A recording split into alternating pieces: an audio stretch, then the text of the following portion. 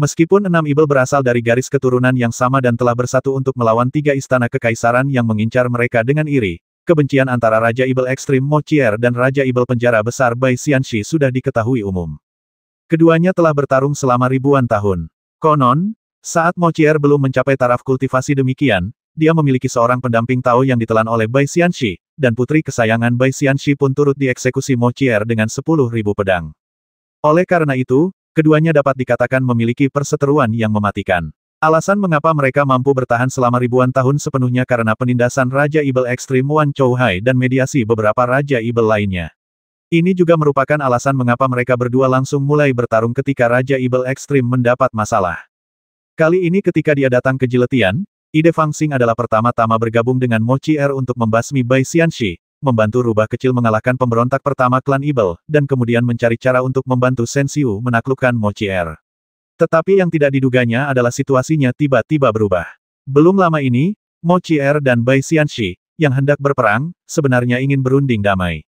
Bukan hanya dia saja, bahkan kedua Raja Abadi Langit Merah Agung yang paling ahli dalam strategi pun memasang ekspresi agak muram saat ini, menyadari bahwa situasinya telah berubah.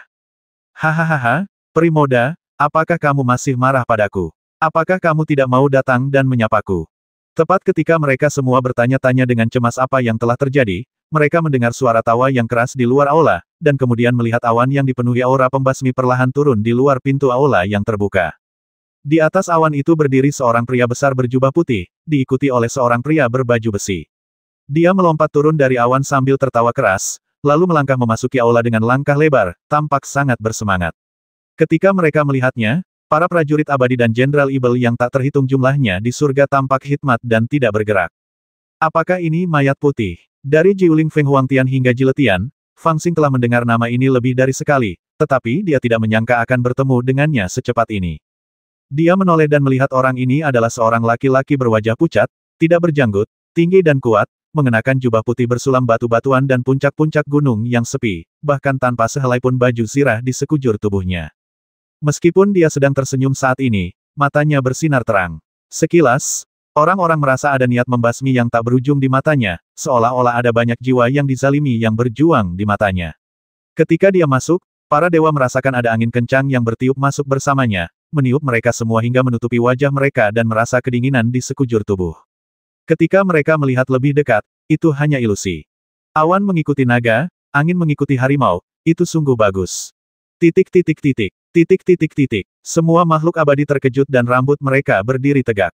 Terlepas dari apapun, mereka menyadari bahwa orang ini tidak lain adalah penguasa surga penjara agung, Raja Harimau Bai Xianxi. Dan Fang Xing juga menyipitkan matanya sedikit, dia sudah melihat bahwa angin kencang itu bukanlah kekuatan sihir, tetapi aura pembasmi yang dibudidayakan oleh mayat Bai Xian. Hanya saja aura pembasminya terlalu kuat dan dia tidak bisa lagi menahannya. Saat ia bergerak, angin muncul secara spontan dan sangat menakutkan. Dan saat itulah dia sama sekali tidak berniat berbuat apa-apa, namun sifat aura pembasmi itu sendiri telah terungkap, yang telah membuat sebagian besar makhluk abadi di aula itu tidak dapat menahannya. Kalau dia bertarung dengan orang lain dalam sihir dan mengaktifkan angin ini, apa yang akan terjadi dengan kekuatan sihirnya? Tuan Harimau Putih benar-benar pergi jauh ke surga sendirian, hanya dengan satu pengikut. Tampaknya dia benar-benar ingin berunding tentang perdamaian. Setelah keterkejutan awal, beberapa orang tidak dapat menahan diri untuk tidak berbisik-bisik. Ya, terakhir kali Raja Harimau memasuki surga adalah ketika dia terlibat pertarungan sengit dengan Raja Ibel.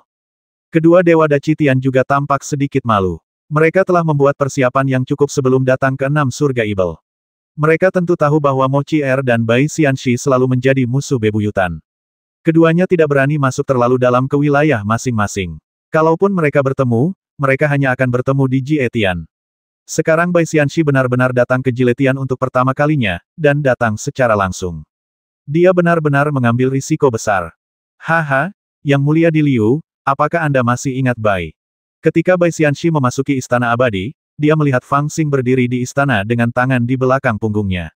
Dia memperlambat langkahnya, membungkuk dan tersenyum.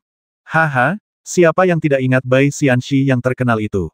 Fang Xing tersenyum tenang dan membungkuk. Dia tidak tahu bahwa Di Liu pernah bertemu Bai Xianxi sebelumnya.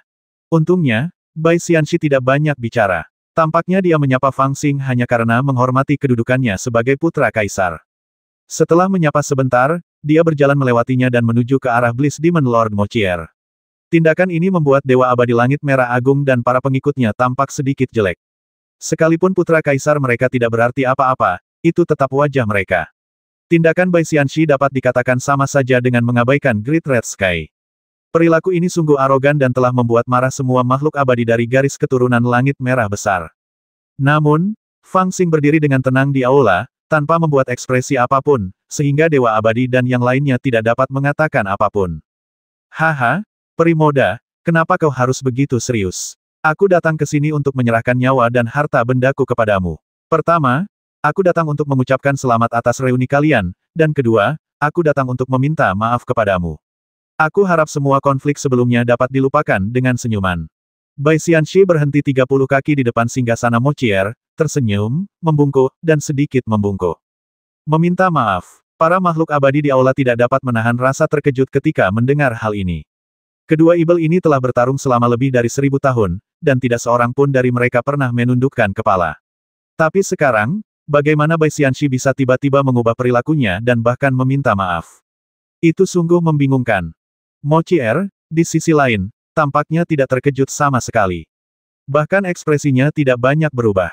Dia hanya menoleh dan menatap Bai Xianxi dengan tenang. Tidak ada kemarahan atau niat membasmi di wajahnya. Dia terlihat begitu dingin hingga membuat orang gemetar. Suaranya datar dan tidak ada naik turun. Dia berkata dengan tenang, Bai Xianxi, masalah antara kamu dan aku sepertinya bukan sesuatu yang bisa dilupakan hanya dengan senyuman, kan? Menghadapinya seperti ini, Bai Xianxi tidak peduli sama sekali. Dia tertawa dan berkata, peri muda benar. Tentu saja, tidak mudah untuk melupakannya. Jadi, aku telah menyiapkan hadiah untukmu. Aku harap kamu akan menerimanya. Setelah berkata demikian, dia melambaikan tangannya, dan Jenderal Abadi berbaju hitam di belakangnya melangkah maju dan menyerahkan sebuah gulungan. Semua makhluk abadi di aula itu sedikit penasaran.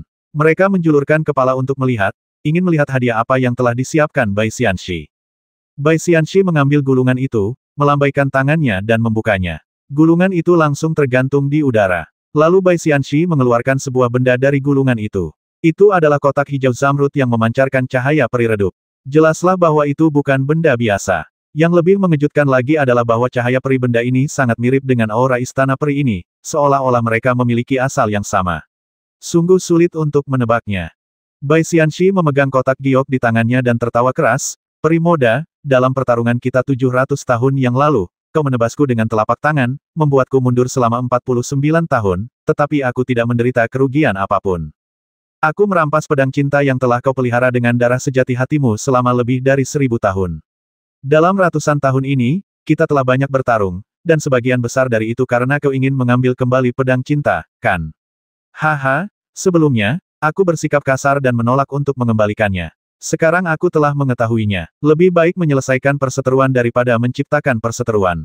Harta karun ini harus dikembalikan kepada pemilik aslinya.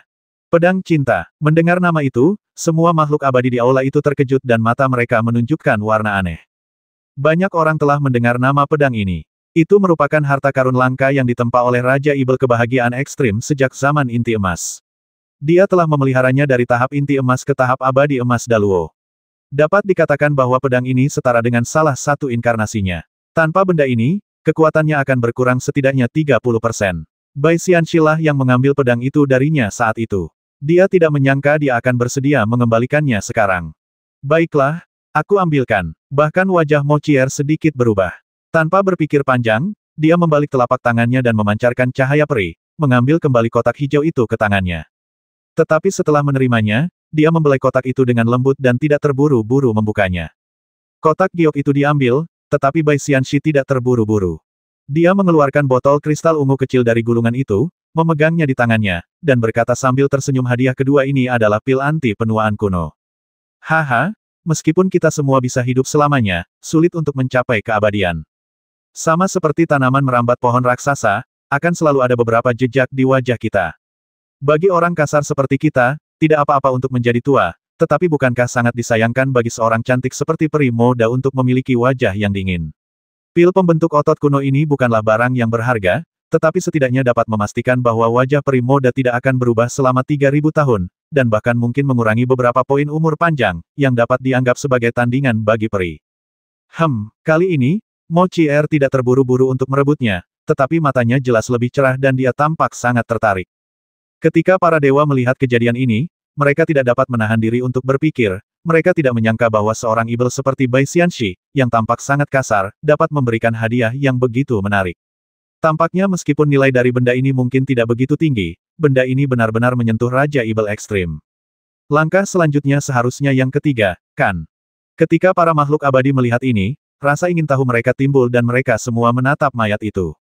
Di antara 33 surga, nomor 3 adalah yang paling dihormati. Kalau mau ngasih hadiah, harus ngasih 3 sekaligus, supaya kelihatan tulusnya. Terlebih lagi, hadiah pertama yang dikirim Bai Xianxi pada awalnya adalah milik Mo Qier sendiri, dan hadiah kedua hanyalah tipuan dan tidak terlalu berharga. Jelaslah bahwa hadiah ketiga harus menjadi penutup yang sesungguhnya. Aku jadi penasaran, betapa berharganya itu. Hadiah ketiga ini diperoleh dengan usaha keras oleh Bai. Aku yakin ini akan memuaskan peri. Bai Xianxi juga merahasiakannya, tertawa keras, dan kemudian dengan hikmat mengeluarkan nampan emas ungu dari gulungan itu. Di atas nampan itu ada sebuah tanda kuno. Dia memegangnya dengan kedua tangan dan menyerahkannya ke kursi Mo Qier, di depan panggung batu giok. Ekspresinya serius dan suaranya menjadi dalam. Dia berkata dengan sungguh-sungguh ini adalah jimat dao surgawi yang dibuat oleh Kaisar Langit Agung Chang sendiri. Mereka yang memegangnya dapat menjadi tetua pelindung dao Langit Agung, dapat membangun gunung dan menegakkan dao, dan dapat bertemu Kaisar tanpa membungkuk. Statusnya sebanding dengan keluarga Kerajaan Langit Agung, tetapi saya tidak tahu. Dia berkata demikian, tersenyum tipis, dan berkata dengan lembut. Bisakah benda ini membuat peri Moda tersenyum? Jimat dao surgawi. Begitu ya, jadi begitulah adanya. Begitu para dewa di tempat kejadian melihat hadiah ketiga yang dikeluarkan Bai Xianxi, mereka langsung mengerti apa yang sedang terjadi. Raut wajah kedua dewa abadi Langit Merah Tua berubah seketika, dan mereka menatap putra Kaisar Langit Merah Tua dengan khawatir. Tidak heran Bai Xianxi bersedia mengesampingkan dendam lamanya dan datang ke rumah Mo Qier untuk meminta maaf pada saat ini. Ternyata itu sama sekali bukan niatnya. Dia datang untuk melobi Mo Qier atas nama Changtian Agung. Jimat dao surgawi merupakan tanda keluarga kerajaan Changtian Agung. Dia memberikan jimat ini untuk melambangkan syarat yang diberikan oleh Changtian Agung kepada Mo Qier, artinya jika Mo Qier bersedia tunduk, maka akan ada tempat baginya di Changtian Agung. Di masa depan, tetua pelindung keluarga kerajaan Changtian Agung akan menjadi identitas barunya, yang sebenarnya tidak rendah. Satu-satunya pertanyaannya adalah, apa yang dilakukan surga yang agung itu? Berita bahwa putra Kaisar Langit Merah Agung datang ke surga Jile dan memberi selamat kepada Raja Ibel Jile Mo Qier karena telah mengambil selir telah menyebar ke seluruh 33 surga. Mustahil bagi Langit Merah Agung untuk tidak mengetahuinya. Ini menyiratkan bahwa Langit Merah Agung sedang berhubungan dengan Langit Jile dan ingin menaklukkan Mo Qier. Dalam situasi ini, Langit Merah Agung mengutus Bai Xianxi untuk menjadi pelobi. Di mana ini menempatkan wajah Langit Merah Agung? Apakah dia ingin memutuskan hubungan dengan Great Scarlet Sky? Dalam kasus ini, seolah-olah Daci Tian tahu bahwa Putri Changdi, Lu Xiaojun berada di Wangyu Tian untuk merayakan ulang tahun Raja Ibel Wangyu, Xiao Beiming, tetapi sengaja memilih waktu ini untuk pergi ke Wangyu Tian untuk menaklukkan Xiao Beiming. Dalam arti tertentu, ini adalah aksi balas dendam dan provokasi yang disengaja. Bahkan jika Anda ingin memenangkan lebih banyak setan, Anda dapat memilih orang lain. Mengapa harus surga? Perilaku ini telah membuat Daci Tian merasa sangat benci. Haha, aku takut gadis itu mengirim seseorang ke sini hanya karena dia mendengar aku datang. Dalam hati Fang Xing, dia punya ide samar-samar dan berspekulasi secara diam-diam. Pada saat ini, banyak dewa abadi di istana yang mulia, baik dari garis keturunan Jile Tian maupun Daci Tian, memandangnya. Jika ketidakpedulian Bai Xianxi sebelumnya terhadap putra kaisar hanyalah sebuah kejahatan tidak hormat, maka perekrutannya terhadap Mo Qier di depan putra kaisar tidak diragukan lagi merupakan sebuah tamparan di wajahnya, putra kaisar dari Daci Tian. Yang mulia kaisar tidak boleh dihina, dan tidak ada seorang pun yang tahu bagaimana reaksi putra kaisar. Bahkan Bai Xianxi, yang tampak menunggu jawaban dari Raja Ibel Ekstrim dengan tenang, memusatkan perhatiannya ke belakang. Namun anehnya, Kaisar Langit Merah Agung tidak bereaksi sama sekali dan tidak bergerak sama sekali. Ada senyum tipis di wajahnya, dan dia tampaknya tidak menyadari perilaku ofensif Bai Xianxi. Hal ini sungguh tidak sesuai dengan karakter Kaisar Langit Merah Agung yang buas dan sombong dalam legenda. Seolah-olah dia takut. Benarkah karena pangeran ini gagal menerobos, dia kehilangan semua kepercayaannya? Mo Qier juga menunggu sebentar, dan melihat Fang Xing tidak menanggapi, dia merasa sedikit curiga, dan kemudian memutuskan untuk mengabaikannya. Dia hanya berkonsentrasi untuk berpikir sejenak, lalu dia tertawa pelan, berkata, Putri Kekaisaran Surga begitu baik padaku, yang membuat Mochi malu. Haha, tetapi Mochi juga punya pertanyaan. Jika Putri Kekaisaran Surga memiliki niat ini, lalu mengapa dia tidak datang sendiri, tetapi Raja Harimau mengambil risiko untuk datang sendiri? Mungkinkah kapan Raja Harimau Putih Penjara Surga Agung, seorang Raja Ibel yang bermartabat yang berdiri tegak dan bangga, menjadi guk-guk pelarian Putri Kekaisaran Surga? Ketika dia mengatakan ini, ada senyum di wajahnya, dengan sedikit sarkasme. Di dalam Istana Abadi, wajah para abadi berubah drastis setelah mendengar ini, dan mereka menatap Bai Xianxi dengan cemas. Bahkan wajah Bai Xianxi pun berubah. Bagaimanapun juga, dia adalah Raja Ibel. Bagaimana dia bisa merasa tenang ketika Mochier mengatakan hal itu di hadapannya? Namun, setelah ekspresinya sedikit berubah, dia kembali normal dan tersenyum tipis. Peri muda, kamu bercanda. Haha. Seperti yang semua orang tahu, aku berasal dari garis keturunan Kaisar Chang, tetapi aku disakiti oleh rubah tua di Istana Qingqiu, jadi aku harus meninggalkan Changtian Agung dan datang ke 6 surga Ibel untuk mendirikan sekteku sendiri. Sekarang, aku juga berteman baik dengan Putri Kaisar Changtian. Dia masih berada di surga Wangyu untuk merayakan ulang tahun Xiao Beiming.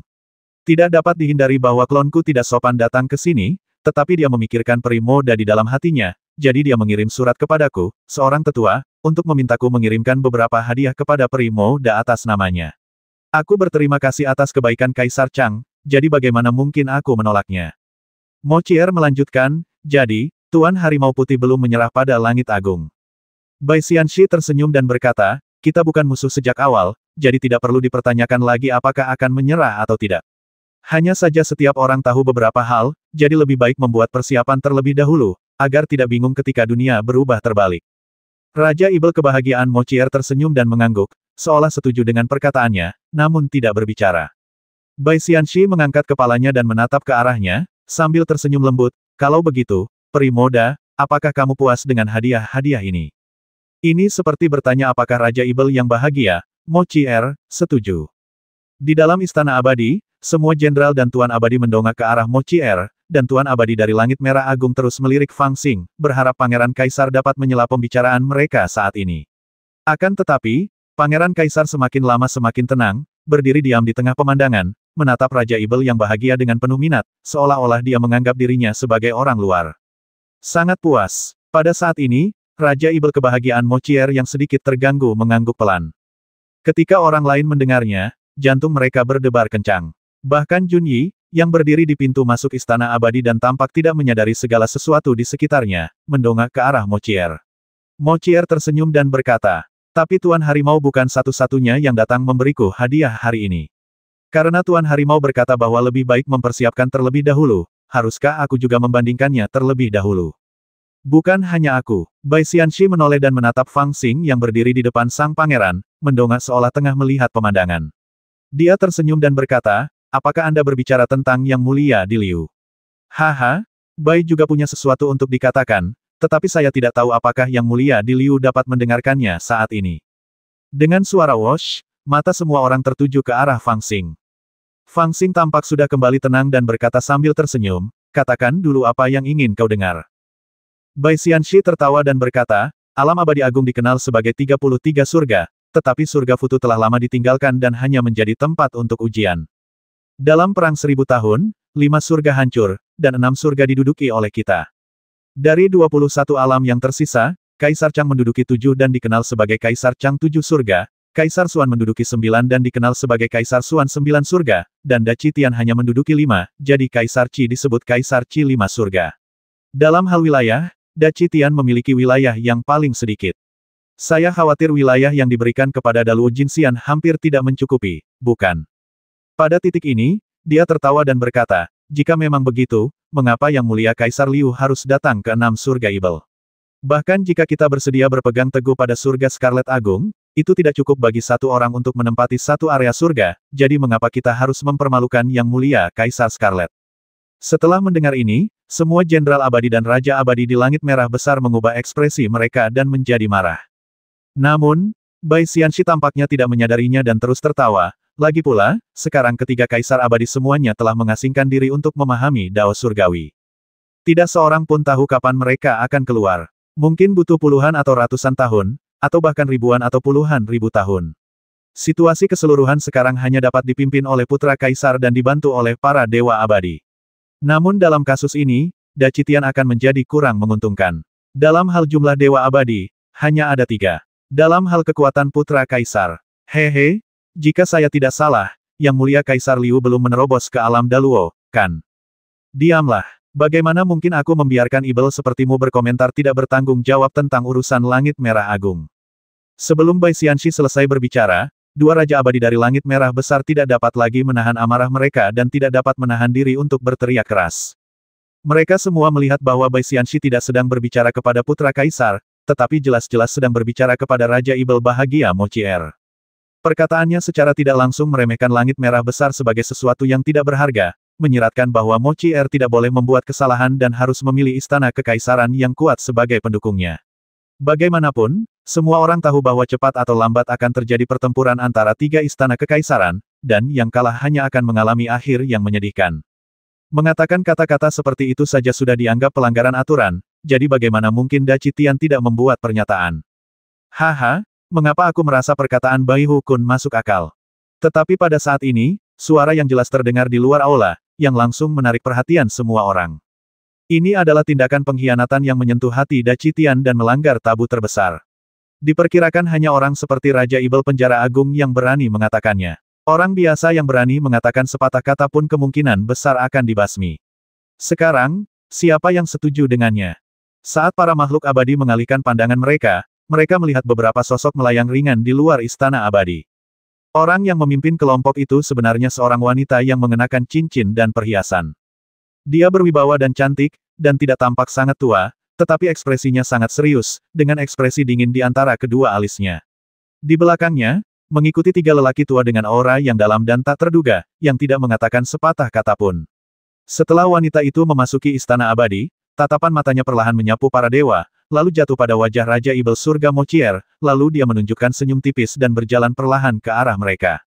Sudah 1000 tahun aku tidak bertemu denganmu. Suster Mo terlihat semakin cantik. Sungguh pantas untuk dirayakan.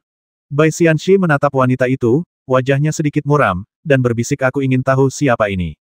Mochier, yang sedang duduk di singgasana, tertawa dengan sedikit ekspresi geli di wajahnya. Ini adalah orang lain yang saya bicarakan yang datang untuk memberi selamat. Dia juga teman lama saya, Suster Ziying dari Taixuantian. Oh, saya hampir lupa memperkenalkannya. Suster Ziying menikah dengan Yang Mulia Yan Zhaoge, putra Kaisar Taixuantian, 100 tahun yang lalu.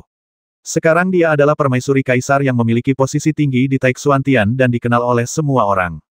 Permaisuri Kaisar Taixuan. Mendengar ini, semua orang di Istana Abadi terkejut dan melihat dengan cemas. Seseorang dari Taixuantian juga ada di sini. Kedua Dewa Abadi Dacitian tampak semakin jelek, dan melirik Fang Xing dengan berat hati. Dengan kemunculan istri Kaisar Taixuantian, mereka telah menebak niat jahat Dachangtian dan Taixuantian. Kedua pihak ini hanya mencoba menendang Langit Merah Agung sebelum kekacauan di 6 Langit Ibel terjadi. Jika kemunculan Bai Xianxi merupakan suatu kebetulan, maka kemunculan istri Kaisar Taixuantian tersebut sudah menjelaskan suatu masalah besar, yaitu Dachangtian dan Taixuantian mempunyai ide yang sama, bahkan dapat dikatakan bahwa pendekatan ini telah dibicarakan oleh Putri Dachangtian, Lu Xiaojun dan Putra Taixuantian, Yan Zhaoge, dan kemudian kedua belah pihak mengirimkan perwakilan yang berstatus bangsawan ke Jiletian. Di permukaan, kedua pihak ini secara alami mengarah pada Raja Ibel Jile Mochier, tetapi sebenarnya, akan lebih baik untuk mengatakan bahwa kedua pihak ini ingin menendang Dacitian keluar. Paradise merupakan batu loncatan bagi Great Scarlet Heaven untuk memasuki 6 surga Ibel. Jika pedalnya dilepas, Great Scarlet Heaven pada dasarnya tidak akan memiliki kemungkinan untuk memasuki permainan. Terlebih lagi, dalam situasi ini, bahkan jika prajurit Dewa Surgawi Merah Agung mendekat, tidak ada seorang pun yang berani bertindak gegabah. Ini karena Dacitian tidak memiliki keberanian untuk berperang dengan Dachangtian dan Taixuantian pada saat yang sama. Jika dia benar-benar mengirim pasukan karena marah, kemungkinan besar itu akan memaksa Dachangtian dan Taixuantian bersatu dan memberi Dacitian pelajaran yang menghancurkan, yang akan membuat situasi menjadi lebih buruk. Pikiran mengerikan ini membuat wajah kedua Raja Abadi, Dacitian, berubah drastis. Mereka memahami situasi 33 surga saat ini, dan apa yang paling mereka takutkan adalah perubahan mendadak ini. Ketiga istana kekaisaran semuanya kuat dan waspada satu sama lain. Tidak ada seorang pun yang berani menjadi yang pertama memprovokasi, apalagi memperlihatkan kelemahannya kepada lawan, karena siapapun yang menunjukkan kemunduran, niscaya akan menjadi yang pertama dipecah belah oleh kedua belah pihak lainnya. Dan sekarang, tidak diragukan lagi bahwa Langit Merah Agung telah mengungkapkan kelemahannya. Tidak mungkin, kelemahan ini adalah Kaisar Langit Merah Agung. Kultivasinya satu tingkat lebih lemah dari dua pangeran lainnya, itu adalah kelemahan terbesarnya. Dan ini pasti menjadi alasan mengapa kedua pangeran itu bertindak secepat kilat dan mengusir Daci Tian. Dengan cara ini, mereka dapat membagi 6 alam ibel di antara kedua pihak. Sekalipun berakhir seri, masing-masing pihak bisa mendapat 3 alam surgawi. Tiba-tiba situasi berubah, dan banyak sekali mata yang tertuju pada Fang Xing. Apakah Daci Tian, salah satu dari 3 raksasa, benar-benar akan ditendang keluar seperti ini? Kedua Dewa Abadi Daci Tian telah mengarahkan pandangan mereka dengan cemas ke arah Dewa Ibel Jiletian, Mochier. Anda harus tahu bahwa 3 istana kekaisaran telah mencoba segala cara untuk memenangkan hati para Ibel yang dekat dengan mereka di 6 surga Ibel untuk bersiap menghadapi hari hujan. Misalnya, Da Changtian dan Raja Ibel Penjara Agung Bai Xianxi memiliki hubungan dekat, dan Tai Xuantian dan Raja Ibel Ekstrim Wan Chou Hai juga dekat. Bahkan Kaisar Tai Xuantian, Yan Zhaoge, adalah keponakan Wan Chou Hai.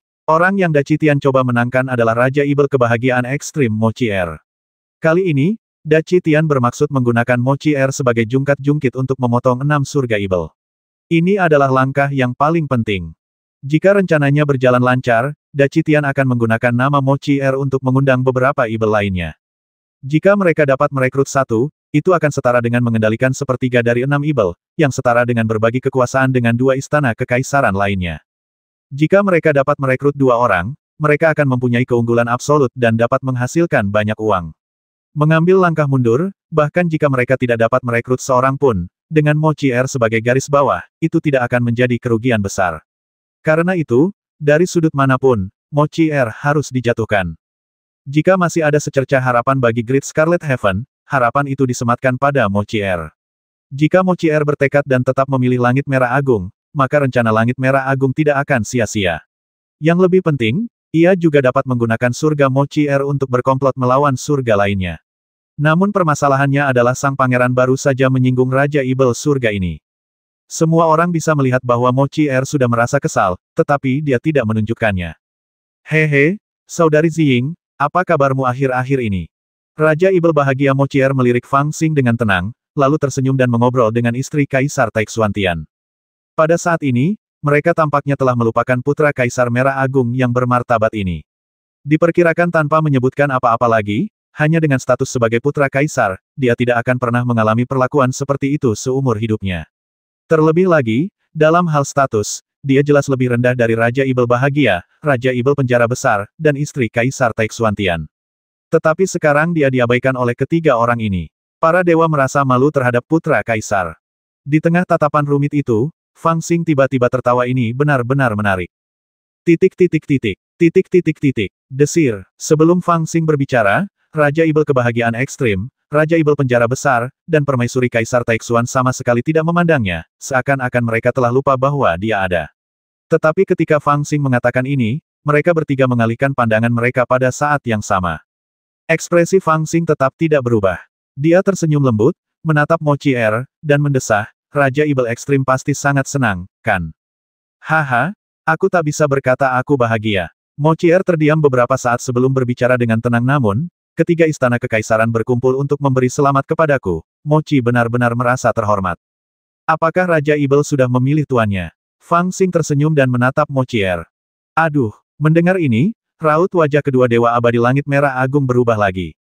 Kini, Raja Ibel Ekstrim inilah satu-satunya penyelamat hidupnya. Mengapa kamu tidak menghiburnya dengan baik? Kenapa kamu masih bisa bicara kasar begitu? Apakah kamu benar-benar tidak akan menyerah sampai kamu memaksakan dirimu untuk mati? Ketika para peri di aula mendengar kata-kata ini, wajah mereka berubah. Jelaslah mereka semua takut pada kata Tuan. Lagi pula, bagi para Ibel yang tidak patuh hukum dan berjiwa bebas ini, bahkan jika mereka bergabung dengan Istana Kekaisaran 3 partai, mereka sebenarnya telah menemukan Tuan bagi diri mereka sendiri, tetapi kenyataannya tidak demikian. Mereka semua adalah tokoh-tokoh terkemuka di dunia, bagaimana mungkin mereka rela kalah dibandingkan yang lain? Wajah Raja Ibel Kebahagiaan Mochier menjadi semakin dingin. Dia menatap Fang Xing dengan muram dan mencibir, burung yang bijak akan memilih pohon yang tepat untuk bertengger. Mochi ingin bertanya kepada Yang Mulia Di Liu, selain langit biru besar dan langit misterius besar, apakah Anda punya pilihan lain? Rusak. Para raja dan jenderal abadi dari garis keturunan langit merah besar sudah meratap dalam hati mereka. Perkataan Mochi sudah mengecualikan langit merah besar. Semuanya sudah berakhir. Tidak masalah apakah Anda punya pilihan atau tidak, atau pihak mana yang Anda pilih. Fang Xing tampaknya tidak menyadari kemarahan Mochi. Dia tertawa dan berkata, yang penting adalah bahwa begitu Raja Ibel Ekstrim menentukan pilihannya, dia tidak akan jauh dari kematian. Mungkin tidak tepat untuk mengatakan itu. Harus dikatakan bahwa 6 Ibel dari 6 surga Ibelmu tidak jauh dari kematian. Pangeran ini ingin menasihati Raja Ibel Ekstrim untuk segera menikahi Ibel yang katanya sangat tampan itu, jika tidak, dia mungkin tidak bisa tidur dengan pria di masa depan. Wow, dalam sekejap, seluruh aula terkejut dan semua orang marah.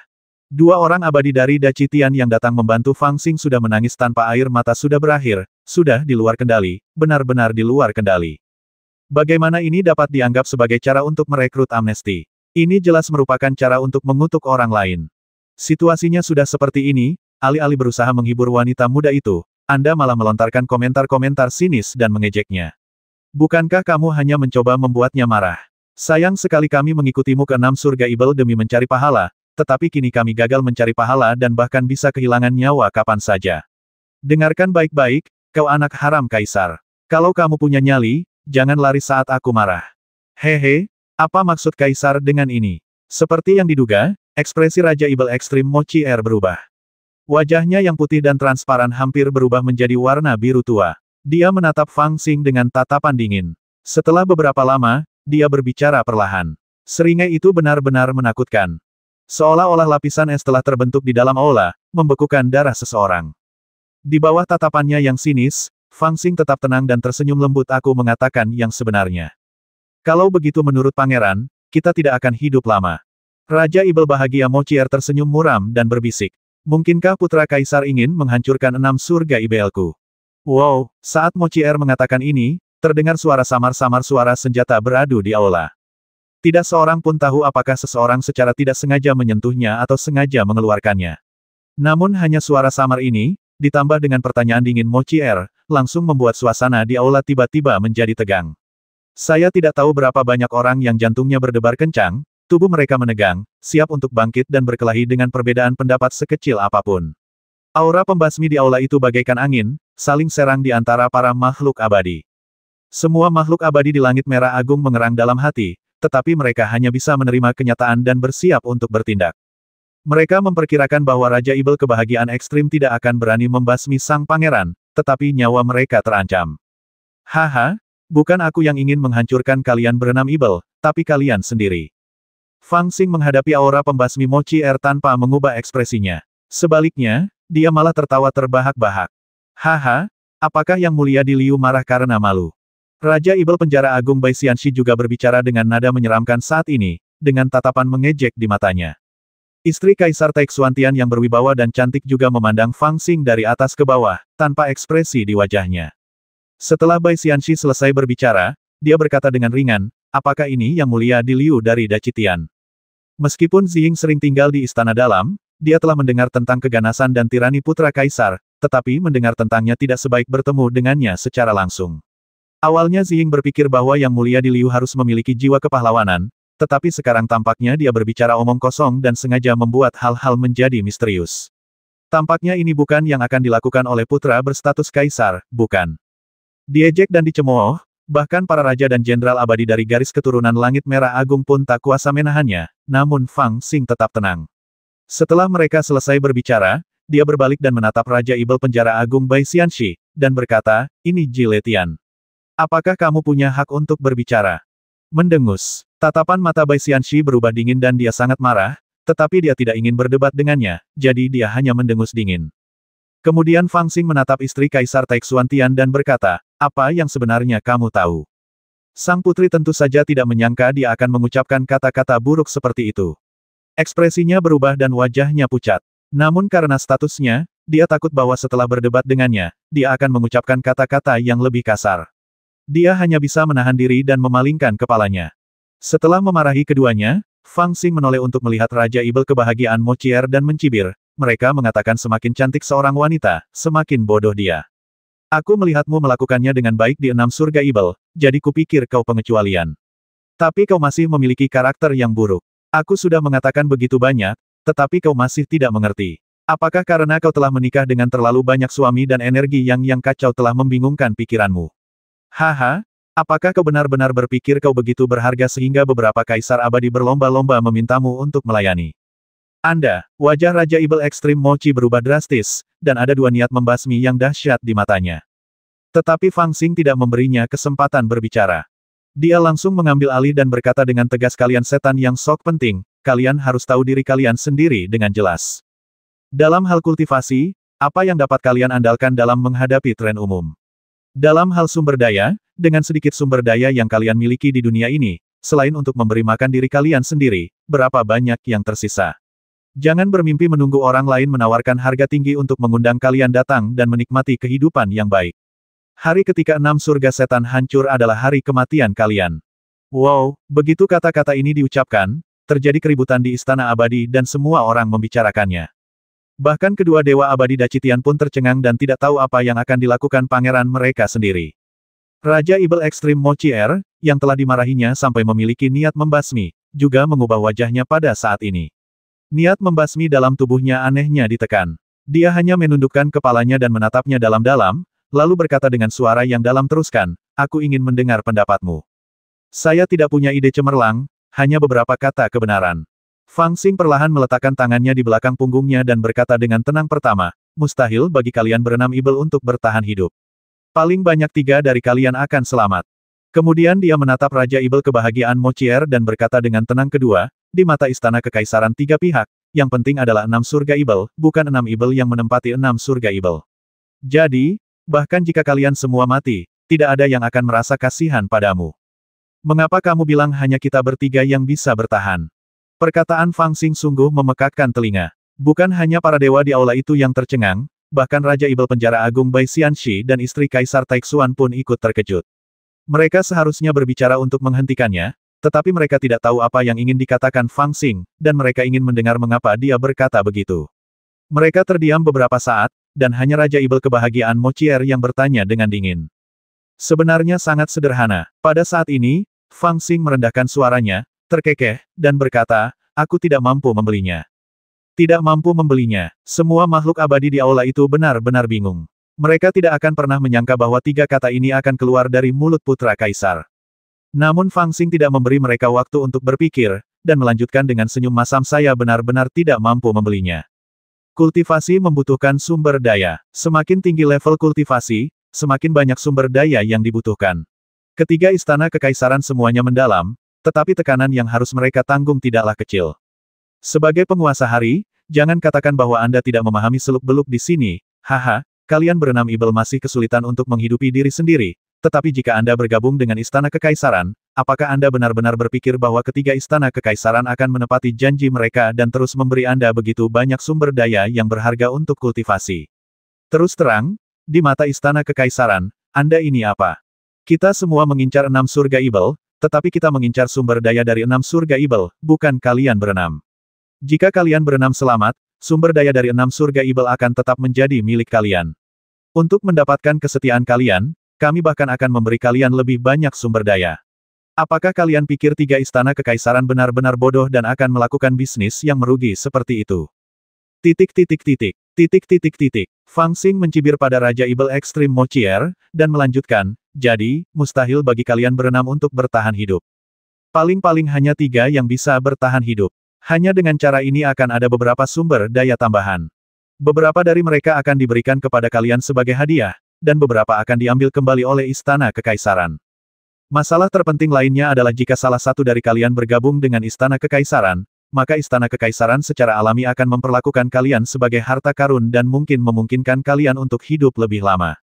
Tetapi jika 2 dari kalian bergabung dengan Istana Kekaisaran, maka salah satu dari kalian akan dianggap sebagai beban. Jika kalian bertiga bergabung dengan Istana Kekaisaran, hehe, maka saya jamin bahwa 2 dari kalian akan hampir mati. Fang Xing menjadi semakin bersemangat saat berbicara, tidak peduli betapa mengejutkannya kata-katanya. Dia hanya ingin berbicara sedikit lebih lama sebelum berbicara, haha, mungkin kamu masih berpikir bahwa dengan kultivasi dan kemampuanmu sendiri, seberapa berharganya dirimu. Ayolah, Kamu memang memiliki beberapa kemampuan, tetapi dibandingkan dengan Kaisar Abadi, apa saja kemampuan itu? Dibandingkan dengan Dewa Abadi, seberapa besar peluangmu untuk menang? Mundur selangkah, bahkan jika kamu benar-benar dapat mengalahkan Dewa Abadi, apakah Dewa Abadi yang kuat itu benar-benar akan membiarkanmu mengancam posisi mereka? Jadi, selama kamu meninggalkan 6 surga ibel, cepat atau lambat kamu akan mati. Tentu saja, aku tidak akan membasmimu secara terbuka. Aku akan mengirimmu untuk bertempur di medan perang, tidak hanya untuk membasmimu, tetapi juga membuatmu memainkan peran terakhirmu. Atau, pertentangan di antara kalian akan terungkap, dan kemudian kalian akan saling membasmi. Kata-kata ini telah menyebabkan kepanikan di antara orang-orang di Istana Abadi, dan semua orang merasa kesal. Dari sudut pandang manapun Anda mendengarkannya, itu kedengaran seperti sesuatu yang sengaja diucapkan oleh seorang ajudan yang pecundang. Meskipun tampaknya masuk akal, sebagian besarnya hanyalah menakut-nakuti. Akan tetapi, kata-kata itu keluar dari mulut putra Kaisar Langit Merah Agung, jadi orang-orang tidak dapat menahan diri untuk tidak memikirkannya secara mendalam. Semakin mereka memikirkannya, semakin mereka merasa bahwa kata-kata ini masuk akal, dan tampaknya itu pasti akan terjadi. Fang Xing merasa bahwa ucapannya benar, jadi dia bertepuk tangan dan mencibir pada Raja Ibel Ekstrim Mo Chier. Jadi, jangan sok penting di sini. Aku, Daci Tian, datang kepadamu terlebih dahulu untuk memberimu muka dan kesempatan bertahan hidup. Hanya jika kamu bergabung dengan kami, kamu bisa menjadi salah satu dari 3 orang yang selamat. Jika kamu bergabung dengan Da Chang Tian atau Tai Suan Tian, hehe, apakah kamu pikir kamu lebih penting daripada Bai Xianxi, atau daripada Raja Ibel Ekstrim, paman dari putra Kaisar Tai Suan Tian? Jadi, aku memintamu untuk menerimaku ke dalam garis keturunan Langit Merah Agung. Raja Ibel Ekstrim Mo Chier menatap Fang Xing dengan muram. Bahkan mochi yang dia sebut sendiri telah menjadi istana ini. Siapapun dapat merasakan tekanan dingin dalam kata-katanya, dan tidak dapat menahan rasa khawatir terhadap Fang Xing. Namun Fang Xing membalas tatapannya dan mencibir, kau tidak perlu memohon padaku. Kaisar ini akan berbalik dan pergi. Setelah aku pergi, aku akan menyatakan kepada 33 surga bahwa kau telah memutuskan hubungan dengan surga merah agungku dan menjadi musuh bebuyutan surga merah agungku. Kemudian, percaya atau tidak, dalam waktu 3 hari, ibel lain akan datang kepadaku, berlutut di hadapanku, dan memohon padaku untuk menerima mereka. Haha, ku dengar putra Kaisar Langit Merah Agung sangat sombong, dan hari ini akhirnya aku melihatnya. Pada saat ini, istri Kaisar Taixuan Tian tidak dapat menahan diri untuk tidak mencibir dan menyela Fang Xing. Setelah Fang Xing mengucapkan kata-kata itu, Raja Ibel Penjara Agung Bai Xianxi tiba-tiba terdiam, seolah tengah memikirkan sesuatu. Namun, istri Kaisar Taixuan Tian tidak dapat menahannya dan tampak sangat malu. Meski ini kali pertama dia mendengar nada bicara Fang Xing, dia samar-samar merasa bahwa ini memang rencana yang diceritakan Yan Zhaoge kepadanya. Hal ini membuatnya sedikit panik dan dia menyesal tidak menyela Fang Xing sejak awal. Lagi pula, meskipun ini benar, sebagai putri Kaisar Daci Tian, Anda tidak seharusnya mengatakannya secara langsung. Begitu kata-kata ini diucapkan, itu akan berdampak besar pada rencana 3 istana kekaisaran. Terus terang saja, ini adalah tindakan membalikkan meja. Saya khawatir jika berita ini tersebar, maka akan berdampak pada 6 ibel, dan kemudian rencana 3 istana kekaisaran untuk memecah belah 6 ibel tanpa pertumpahan darah akan hancur. Sekalipun dapat diredam, kemungkinan besar biayanya lebih besar dan memerlukan usaha lebih besar daripada rencana semula. Itulah sebabnya dia secara tidak sadar berbicara pada saat ini, ingin menebus kesalahannya. Namun, begitu dia mengatakan sesuatu, Fang Xing menoleh dan menatapnya, lalu berkata dengan serius, kau tahu apa-apa? Anda, sang putri sangat marah hingga dia tercekik dan tidak bisa berbicara. Bahkan beberapa lelaki tua di belakangnya, yang diam tetapi jelas memiliki tingkat kultivasi yang tinggi, menatapnya dengan tatapan dingin. Haha, peri muda tidak akan begitu percaya dengan apa yang dikatakan Yang Mulia di Liu, kan? Bai Xianxi juga tertawa dingin saat ini. Dia telah terdiam cukup lama tadi, dan tidak diketahui apakah dia telah menemukan sesuatu. Sekarang dia menyadari bahwa situasinya berkembang dengan cara yang tidak dapat diduga. Dia datang atas nama Langit Agung, jadi dia tidak bisa tinggal diam lebih lama lagi. Dia mencibir, dan ada sedikit nada ejekan dalam kata-katanya, seolah-olah dia telah mendengar sebuah lelucon. Apakah menurutmu Dewa Kebahagiaan begitu bodoh hingga tidak bisa mengatakan kebenaran dari apa yang kukatakan? Fang Xing segera menoleh menatapnya dan mencibir. Bai Xianxi sangat marah dan berbalik menatap Fang Xing. Kalau orang lain, White Tiger Lord yang terkenal dengan pembasmiannya pasti sudah menyerang secara langsung. Tetapi bagaimanapun juga, dia sedang berhadapan dengan putra dari Kaisar Langit Merah Agung, maka dia tidak berani membasminya. Dia harus menahan diri untuk sementara waktu dan mengabaikannya. Dia masih berkata kepada Raja Ibel kebahagiaan ekstrim Mochier, aku tidak bisa menjamin apa yang dipikirkan orang lain, tapi langit biru agung tulus dan layak dipercaya. Fang Xing mencibir, benar, surga yang agung tulus padamu, seorang antek, tetapi sulit untuk mengatakan hal yang sama kepada orang lain. Kemarahan Bai Xianxi telah menumpuk sampai batas tertentu. Dia berbalik dan menatap Fang Xing dengan dingin. Fang Xing tidak mau kalah dan melotot tajam ke arahnya. Bagaimanapun, Bai Xianxi masih tidak mau mencabik-cabik wajahnya dengan Kaisar Langit Merah Agung ini. Dia menahan amarahnya dan mendesak kepada Mochier, berkata, lagi pula, kita berenam telah saling bergantung di 6 surga Ibel selama bertahun-tahun. Kita hanya bertahan sampai tahun ini dengan bekerja sama. Apakah kita akan kehilangan kepercayaan diri dan berpisah hanya karena omong kosong Kaisar ini? Haha, Fang Xing sepertinya mendengar lelucon besar dan berkata, kalian berdua benar-benar bersatu. Kalian telah bertarung selama lebih dari 1000 tahun, kan? Dia terus berbicara, tetapi selalu disela oleh putra Kaisar. Bai Xianxi benar-benar ingin mengutuk dalam hatinya. Sekalipun pihak lainnya adalah putra Kaisar, dia tidak dapat lagi menahan amarahnya. Dia berkata dengan dingin, pokoknya, aku tidak berani mengatakan apa-apa lagi, tapi garis keturunan langit merah besar jelas bukan pohon yang bagus untuk ditinggali. Baginya, mengucapkan kata-kata ini secara langsung sama saja dengan menghadapi Da Citian secara langsung. Itu seperti menasihati langsung Raja Ibel kebahagiaan, Mochier, kamu dapat memilih Da Changtian atau bahkan Tai Xuantian. Asal saja jangan memilih Da Citian. Kedua dewa abadi Da Citian tidak dapat menahan diri untuk tidak menatap Bai Xianxi, tetapi Fang Xing tertawa dan berkata kepada Mochier, Tuan Jile, apa yang paling ditentang oleh musuh bebuyutanmu seringkali merupakan hal yang paling menguntungkan bagimu. Apakah kamu tidak mengerti prinsip ini? Anda, Bai Xianxi, seorang Raja Ibel, benar-benar terjepit hingga tidak bisa berkata apa-apa. Dia hanya dipenuhi amarah dan tidak bisa berkata apa-apa. Dia hanya terdiam dalam hatinya. Ia mengira bahwa putra langit merah besar ini adalah yang paling ganas dan berkuasa dalam legenda, yang akan membasmi orang hanya karena perselisihan sekecil apapun. Kok bisa waktu ketemu dia sekarang dia jadi beda banget, dan jago ngomong-omong kosong gitu. Pada saat inilah barulah Mochier akhirnya sadar. Dia menunduk dengan tenang dan berkata dengan lembut, haha, kata-kata tulus yang mulia Kaisar benar-benar membuat Mochi ragu. Itu tidak benar, apa yang harus saya lakukan? Kakak Mo, tolong jangan biarkan omong kosong yang mulia di Liu mengganggumu. Kami sudah. Mendengar perkataan Mochier, semua orang di aula merasakan hawa dingin di hati mereka. Istri Kaisar Tai Xuantian tampaknya memikirkan sesuatu dan berbicara tergesa-gesa.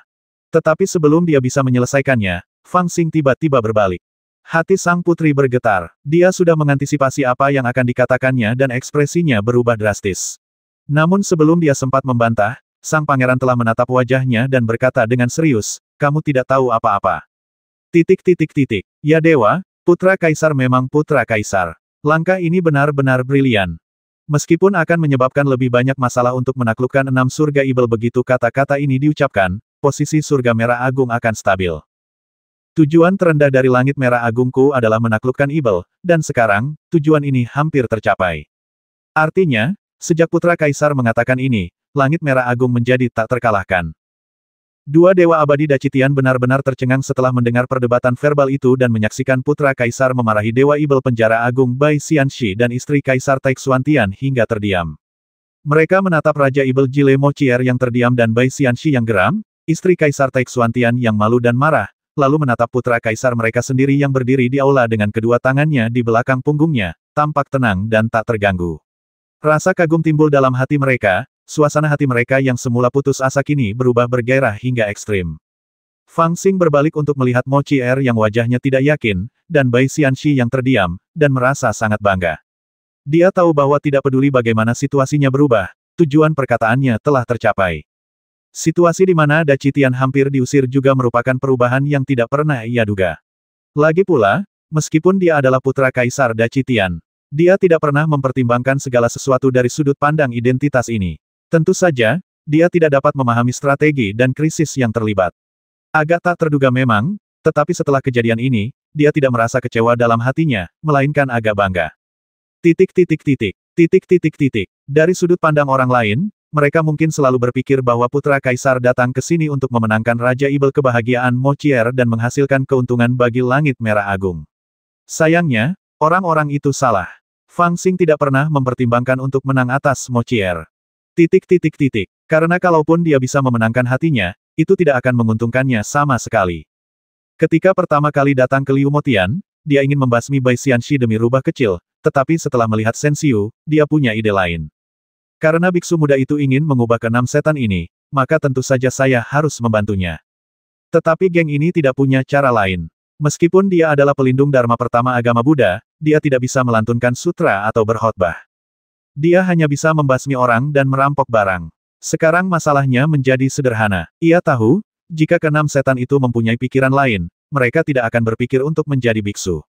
Ia melihat di kuil Lingshan bahwa sebagian besar biksu adalah orang-orang frustrasi yang tidak tahu harus kemana. Jadi metode di depannya sangat sederhana. Dia akan langsung memotong semua harapan dan pilihan keenam setan ini, semua fondasinya, dan memaksa mereka menjadi frustrasi. Hanya ketika keenam ibel ini putus asa, Shen Xiu akan memiliki kemungkinan untuk menyelamatkan mereka. Adapun apa yang dikatakannya, dia tidak khawatir tentang apapun. Tentu saja apa yang dia katakan tadi mengandung beberapa unsur yang mengkhawatirkan. Bahkan dapat dikatakan sebagian besarnya adalah kata-kata yang menakut-nakuti. Jika ibel-ibel ini menyerah kepada istana kekaisaran tertentu, bahkan jika istana kekaisaran ingin membasmi mereka, itu mungkin tidak akan terjadi dalam waktu singkat. Mungkin butuh waktu ribuan tahun. Tidak akan ada perubahan dalam waktu singkat. Tapi meski begitu, bahaya tersembunyi tetaplah bahaya tersembunyi. Kini keenam setan itu menjadi panik, setelah mendengar perkataannya mereka semakin ragu-ragu. Ia memperkirakan bahwa setan-setan itu mungkin telah memikirkan apa yang dikatakannya dan mempunyai kekhawatiran dalam hal ini. Akan tetapi, jika pada awalnya kekhawatiran mereka hanya 3 hal, setelah mendengar apa yang dikatakannya, kekhawatiran mereka menjadi 10 atau 100 kali lebih besar. Setidaknya, tidak ada orang yang cukup berani untuk menaruh semua telurnya dalam satu keranjang, bukan? Adapun apa yang harus dilakukan Raja Ibel Ekstrim? Setelah memarahi istri Kaisar Taixuantian dengan sangat keras hingga dia menutup mulutnya, Fang Xing menatap Mochier sambil tersenyum dan berkata dengan lembut, aku sudah mengatakan semua yang harus kukatakan.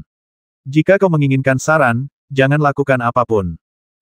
Raja Ibel bahagia. Mochier awalnya berpikir bahwa Fang Xing pasti akan memanfaatkan kesempatan itu untuk membujuknya agar menyerah kepada Langit Merah Agung, sehingga dia bisa menemukan kesalahan dalam perkataan pangeran ini dan melihat sekilas pikirannya yang sebenarnya. Itulah sebabnya dia menanyakan pertanyaan ini. Tak disangka, jawaban sang pangeran ini sungguh di luar dugaannya. Dia sedikit terkejut dalam hatinya, lalu berkata sambil tersenyum, kalau begitu aku akan terus menunggu, kan? Kedua dewa abadi Dacitian tak kuasa menahan diri untuk menatap ke arah Fang Xing, tak mengerti apa maksud putra kaisar itu dengan ucapannya. Namun, setelah apa yang terjadi tadi, mereka tidak berani berspekulasi tentang pikiran pangeran mereka sendiri. Tidak melakukan apapun bukan berarti hanya menunggu. Fang Xing juga tertawa dan berkata, ini berarti kamu harus melakukan apapun yang akan kamu lakukan. Jika kamu memiliki dendam, teruslah membalas dendam. Jika kamu memiliki dendam, teruslah menyimpan dendam. Jika kamu harus menunggu dan melihat, teruslah menunggu dan melihat. Bagaimanapun, jika langit runtuh, akan selalu ada seseorang yang lebih tinggi untuk menopangnya. Mengapa kamu terburu-buru? Setelah berkata demikian, dia tiba-tiba tersenyum menyeramkan dan menoleh menatap Raja Ibel Bai Xianxi. Bai Xianxi merasa sedikit takut dengan penampilannya dan bertanya dengan dingin, bagaimana menurutmu, anakku? Fang Xing mengabaikannya dan berbalik menatap Raja Ibel Ekstrim Mochier. Dia tersenyum dan berkata, ini adalah kesempatan yang bagus untuk menyingkirkan musuh bebuyutanmu. Bukankah Raja Ibel Ekstrim selalu ingin membasmi harimau putih ini? Sekarang dia telah datang ke pintumu, mengapa kamu harus bingung dengan situasi kacau di depanmu? Apa yang harus kamu lakukan? Mengapa tidak membasmi harimau ini? Pangeran ini dapat membantumu. Wajah Raja Ibel Penjara Agung Bai Xianxi berubah drastis, sebagian karena marah, tetapi sebagian besar karena takut. Dia benar-benar tidak menyangka bahwa Putra Kaisar Langit Merah Agung tidak hanya berani mengatakannya, tetapi juga berani melakukannya. Dalam situasi ini, dia sebenarnya ingin membujuk Raja Ibel Kebahagiaan Ekstrim Mochier untuk menyerangnya. Ini benar-benar merepotkan. Sekarang dia berada jauh di dalam wilayah surga kebahagiaan ekstrim, di wilayah pihak lain. Jika Mochier benar-benar menjadi gila, dan dengan bantuan Great Scarlet Sky, maka mungkin dia benar-benar bisa tinggal di sini. Hehe. Penguasa jahat Mochier benar-benar melirik Bai Xianxi, yang membuat kulit kepala harimau putih itu geli. Namun, dia hanya meliriknya dan tersenyum lembut, yang mulia di Liu bercanda. Dendam antara saya dan Tuan Macan Putih tentu saja sulit dijelaskan saat ini, tetapi sekarang dia telah mengesampingkan dendam masa lalunya dan datang untuk memberi saya hadiah. Jika saya menolak untuk menyerah, bukankah saya akan ditertawakan oleh semua dewa di dunia? Saya sudah cukup bicara hari ini, jadi mari kita berhenti di sini dulu. Kalian semua adalah tamu dari jauh, dan Mochi telah menyiapkan jamuan abadi untuk menghibur kalian. Kita tidak akan membicarakan ini lagi. Semua makhluk abadi di aula itu sedikit tertegun, dengan ekspresi rumit, dan pria dengan mayat putih itu ingin mengatakan sesuatu. Namun, Mochier melambaikan tangannya dengan lembut, tidak membiarkan mereka melanjutkan, dan berkata dengan tenang lagi pula, kalian di sini untuk menyaksikan upacara. Tidak bisakah kalian menunggu sampai upacara selir Mochi selesai sebelum membicarakan apapun? Atau, apakah kalian bahkan tidak memiliki sedikit ketulusan ini? Kakak Mo, istri Kaisar Taixuantian tidak dapat menahan diri untuk maju selangkah dan berbicara dengan lembut, tetapi dia hanya mengucapkan satu kalimat dan tanpa sadar menoleh untuk melihat Fang Xing. Fang Xing terkekeh padanya, dan sang putri langsung berhenti berbicara. Melihat sang Dewa Ibel Surga telah berbicara, para makhluk abadi hanya bisa berdiri dan pamit, pergi ke aula samping untuk menghadiri perjamuan, tetapi mereka merasa khawatir dalam hati. Selama jam yang singkat ini, situasinya benar-benar tidak dapat diprediksi. Pertama, Tuan Macan Putih tiba-tiba datang, dan kemudian istri Kaisar Taixuantian juga datang, mengungkapkan ambisi Dachangtian dan Taixuantian untuk mengusir Dachitian. Kemudian putra Kaisar Dachitian mengatakan sesuatu lagi, yang membuat semua orang panik. Dia bahkan menghasut Dewa Kebahagiaan untuk langsung membasmi Dewa Penjara Besar, Bai Xianxi. Itu sungguh mengejutkan. Namun pada akhirnya, sang Dewa Kebahagiaan tetap tidak membuat pilihan, dan mengulur waktu dengan alasan ingin mengambil selir, tetapi tidak seorang pun tahu apa yang ada dalam pikirannya. Tetapi perilakunya agak sesuai dengan apa yang dikatakan Pangeran Kaisar. Jika dia terus menunggu dan melihat, siapa tahu ini berarti dia telah dibujuk oleh Pangeran dari Langit Merah Besar. Ini juga yang paling dikhawatirkan Bai Xianxi dan istri Kaisar Taixuantian. Haha, Bai tidak tahu kalau Pangeran sangat tidak menyukaiku dan ingin membasmiku. Saat berjalan keluar dari Istana Abadi, Bai Xianxi melambat 2 langkah dan mencapai level yang sama dengan Fang Xing. Dia menoleh dan menatap Fang Xing dengan tatapan muram. Jelaslah bahwa apa yang diucapkan Fang Xing di Istana Abadi tadi telah benar-benar membuat Ibel ini marah. Bagi mereka yang berkultivasi dan mencari keabadian, yang terpenting adalah nyawa mereka sendiri, apalagi Raja Ibel ini. Meskipun dia tahu bahwa dia tidak mampu menyinggung Dachitian dan tidak akan mengambil inisiatif untuk memprovokasi Dachitian. Dia tidak dapat menekan niat membasmi di dalam hatinya setelah diperlihatkan niat membasmi. Lagi pula, bahkan jika itu adalah Dachitian, dia hanya takut pada Kaisar Abadi. Bahkan 3 Dewa Abadi Dachitian mungkin tidak mampu membuat Ibel ini merasa terintimidasi, apalagi putra Kaisar di depannya yang bahkan belum mencapai tingkat Daluo Jinxian. Fang Xing tertawa saat ini, dan berkata dengan tenang aku hanya ingin membasmimu, Tuan Baihu, tidakkah kau percaya? Lord Baihu menatapnya dengan dingin, sifat jahatnya terungkap dan amarahnya membumbung tinggi. Setelah mendengar perkataannya, wajah para pelayan surgawi merah agung di sekitarnya berubah drastis, dan mereka tanpa sadar bergerak mendekati Fang Xing. Mereka benar-benar merasakan niat membasmi di tubuh Bai Xianxi, dan benar-benar takut dia akan marah dan melakukan sesuatu yang menyakiti putra Kaisar. Tetapi pada saat ini, Fang Xing tiba-tiba tersenyum, dan mengeluarkan labu berkulit merah dengan perut besar dan pinggang ramping. Ia tampak tidak mencolok, lalu menamparnya ke lengan Bai Xianxi. Kemudian dia melangkah maju tanpa menoleh ke belakang, dan berkata dengan ringan kudengar Baihu Jun suka anggur. Ini adalah labu bunga pir putih yang sudah lama kusiapkan untuk Baihu Jun. Jika Baihu Jun sudah puas, datanglah ke istana untuk berbicara denganku. Kau mempermainkanku. Apa yang kau lakukan? Bai Xianxi mengerutkan kening dan mencibir. Dia ingin bertanya lebih banyak, tetapi melihat Fang Xing terbang menjauh. Dia tidak senang, tetapi melihat labu itu begitu biasa, dia tidak menganggapnya serius. Namun, setelah ragu sejenak, dia tetap tidak membuangnya. Dia membuka tutup botolnya dengan santai, menempelkannya ke hidung dan menyeruput isinya.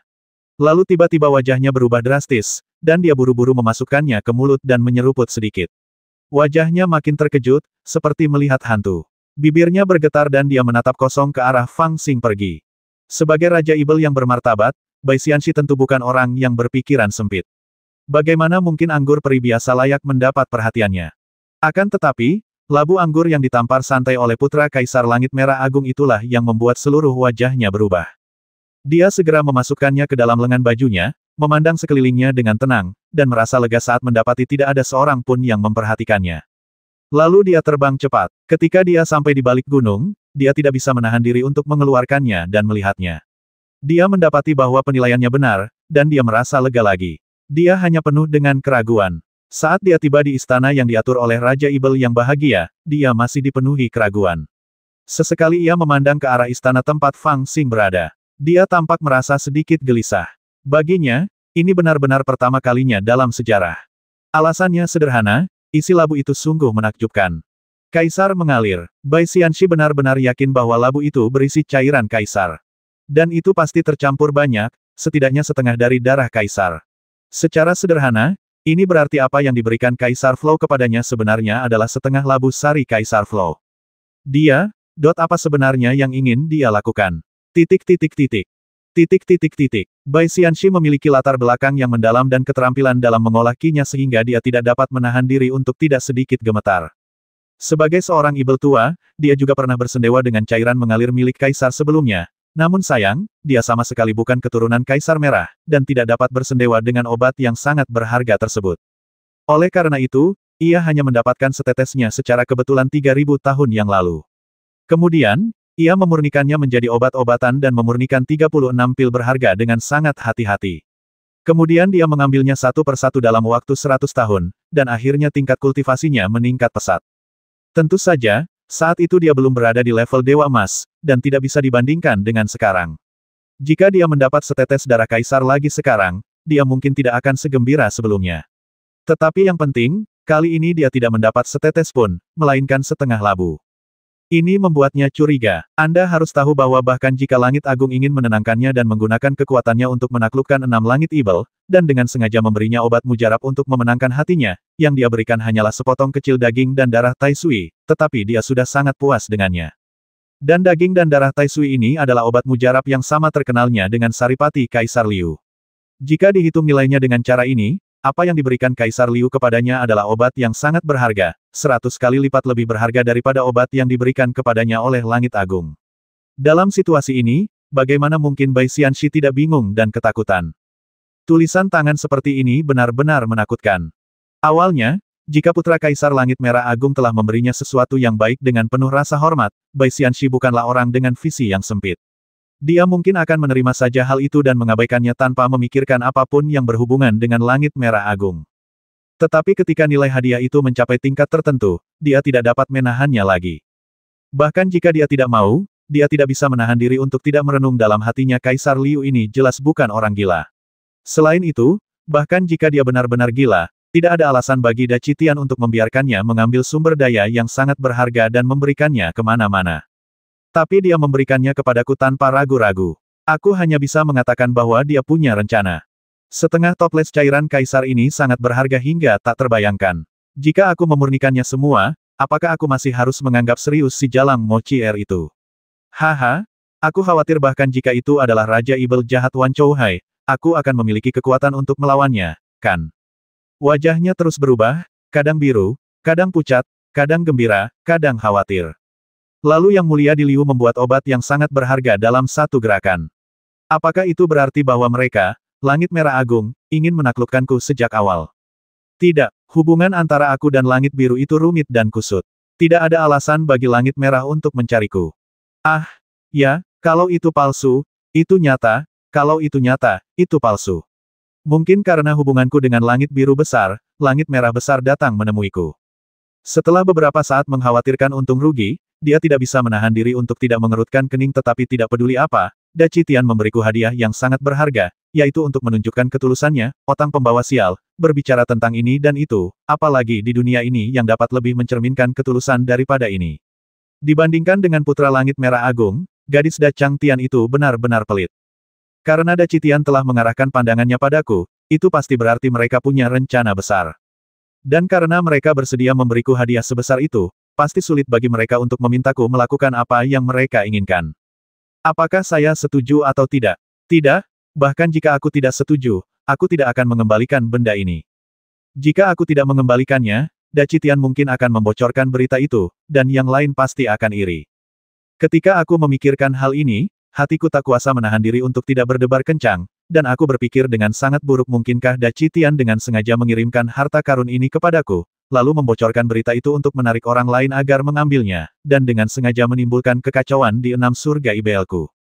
Tetapi kemudian saya berpikir, sekalipun mereka bermaksud demikian, saya tidak akan mengembalikan harta ini. Tak lama kemudian, dia merasa sedikit konyol dan Tian tidak akan rela mengeluarkan uang sebesar itu untuk menimbulkan kekacauan di 6 surga ibel. Segala macam pikiran datang dalam benaknya silih berganti, nyaris menenggelamkannya. Ia memikirkan semua kemungkinan Kaisar Liu mengiriminya harta ini, tetapi ia merasa tidak ada satu pun yang dapat diandalkan. Satu-satunya kemungkinan adalah Tian ingin menaklukkannya, jadi dia langsung mengirim harta karun tersebut untuk membuatnya terkesan. Tentu saja, jika Tian ingin menaklukkannya, dia pasti memiliki sesuatu yang sangat penting yang ingin dia lakukan, dan kemungkinan besar hal ini akan merugikan Da Changtian. Hal ini membuat Bai Xianxi merasa sedikit malu, haruskah dia melakukannya atau tidak. Dalam hatinya, ia sempat bingung untuk memberikan jawaban, namun akhirnya ia pun mengambil keputusan. Saya perlu bertemu Yang Mulia di Liu. Tidak peduli apa, karena pihak lain telah memberikan hadiah yang sangat berharga, saya harus mengucapkan terima kasih kepadanya secara langsung. Ngomong-ngomong, mari kita dengarkan juga apa yang Da Tian inginkan dariku dan apa saja syarat yang dia tawarkan. Lagi pula, orang itu sudah menyatakan cukup tulus, jadi sudah sepantasnya aku pergi menemuinya. Memikirkan hal ini, Bai Xianxi duduk bersila, berkonsentrasi dan menenangkan pikirannya sejenak, lalu memerintahkan Jenderal Ibelnya untuk menunggu di istana, sementara dia menggunakan kekuatan gaibnya untuk menyembunyikan tubuhnya, diam-diam meninggalkan istana, dan menghilang di dalam malam. Raja Ibel yang bahagia tidak begitu picik, dan ia menempatkan penjaga di istananya, jadi wajar saja jika tidak ada seorang pun yang menyadari kepergiannya. Kemudian dia menyelinap pergi dan tanpa membuat siapapun khawatir, dia muncul diam-diam di depan istana Kaisar Langit Merah Besar dengan bantuan angin sepoi-sepoi yang sejuk. Yang Mulia di Liu ada di istana. Tuan Baixian datang jauh-jauh ke sini untuk menyampaikan rasa terima kasihnya. Seberkas tipis kesadaran spiritual terpancar ke dalam istana, dan kemudian Bai Xianxi menunggu dengan tenang di kaki gunung. Pada saat ini, dia menutup matanya sedikit dan merasakan dengan ama. Segera dia menyadari bahwa ada hampir 1000 pelayan abadi di sekitar istana, tetapi sebagian besar dari mereka berada di alam keabadian sejati.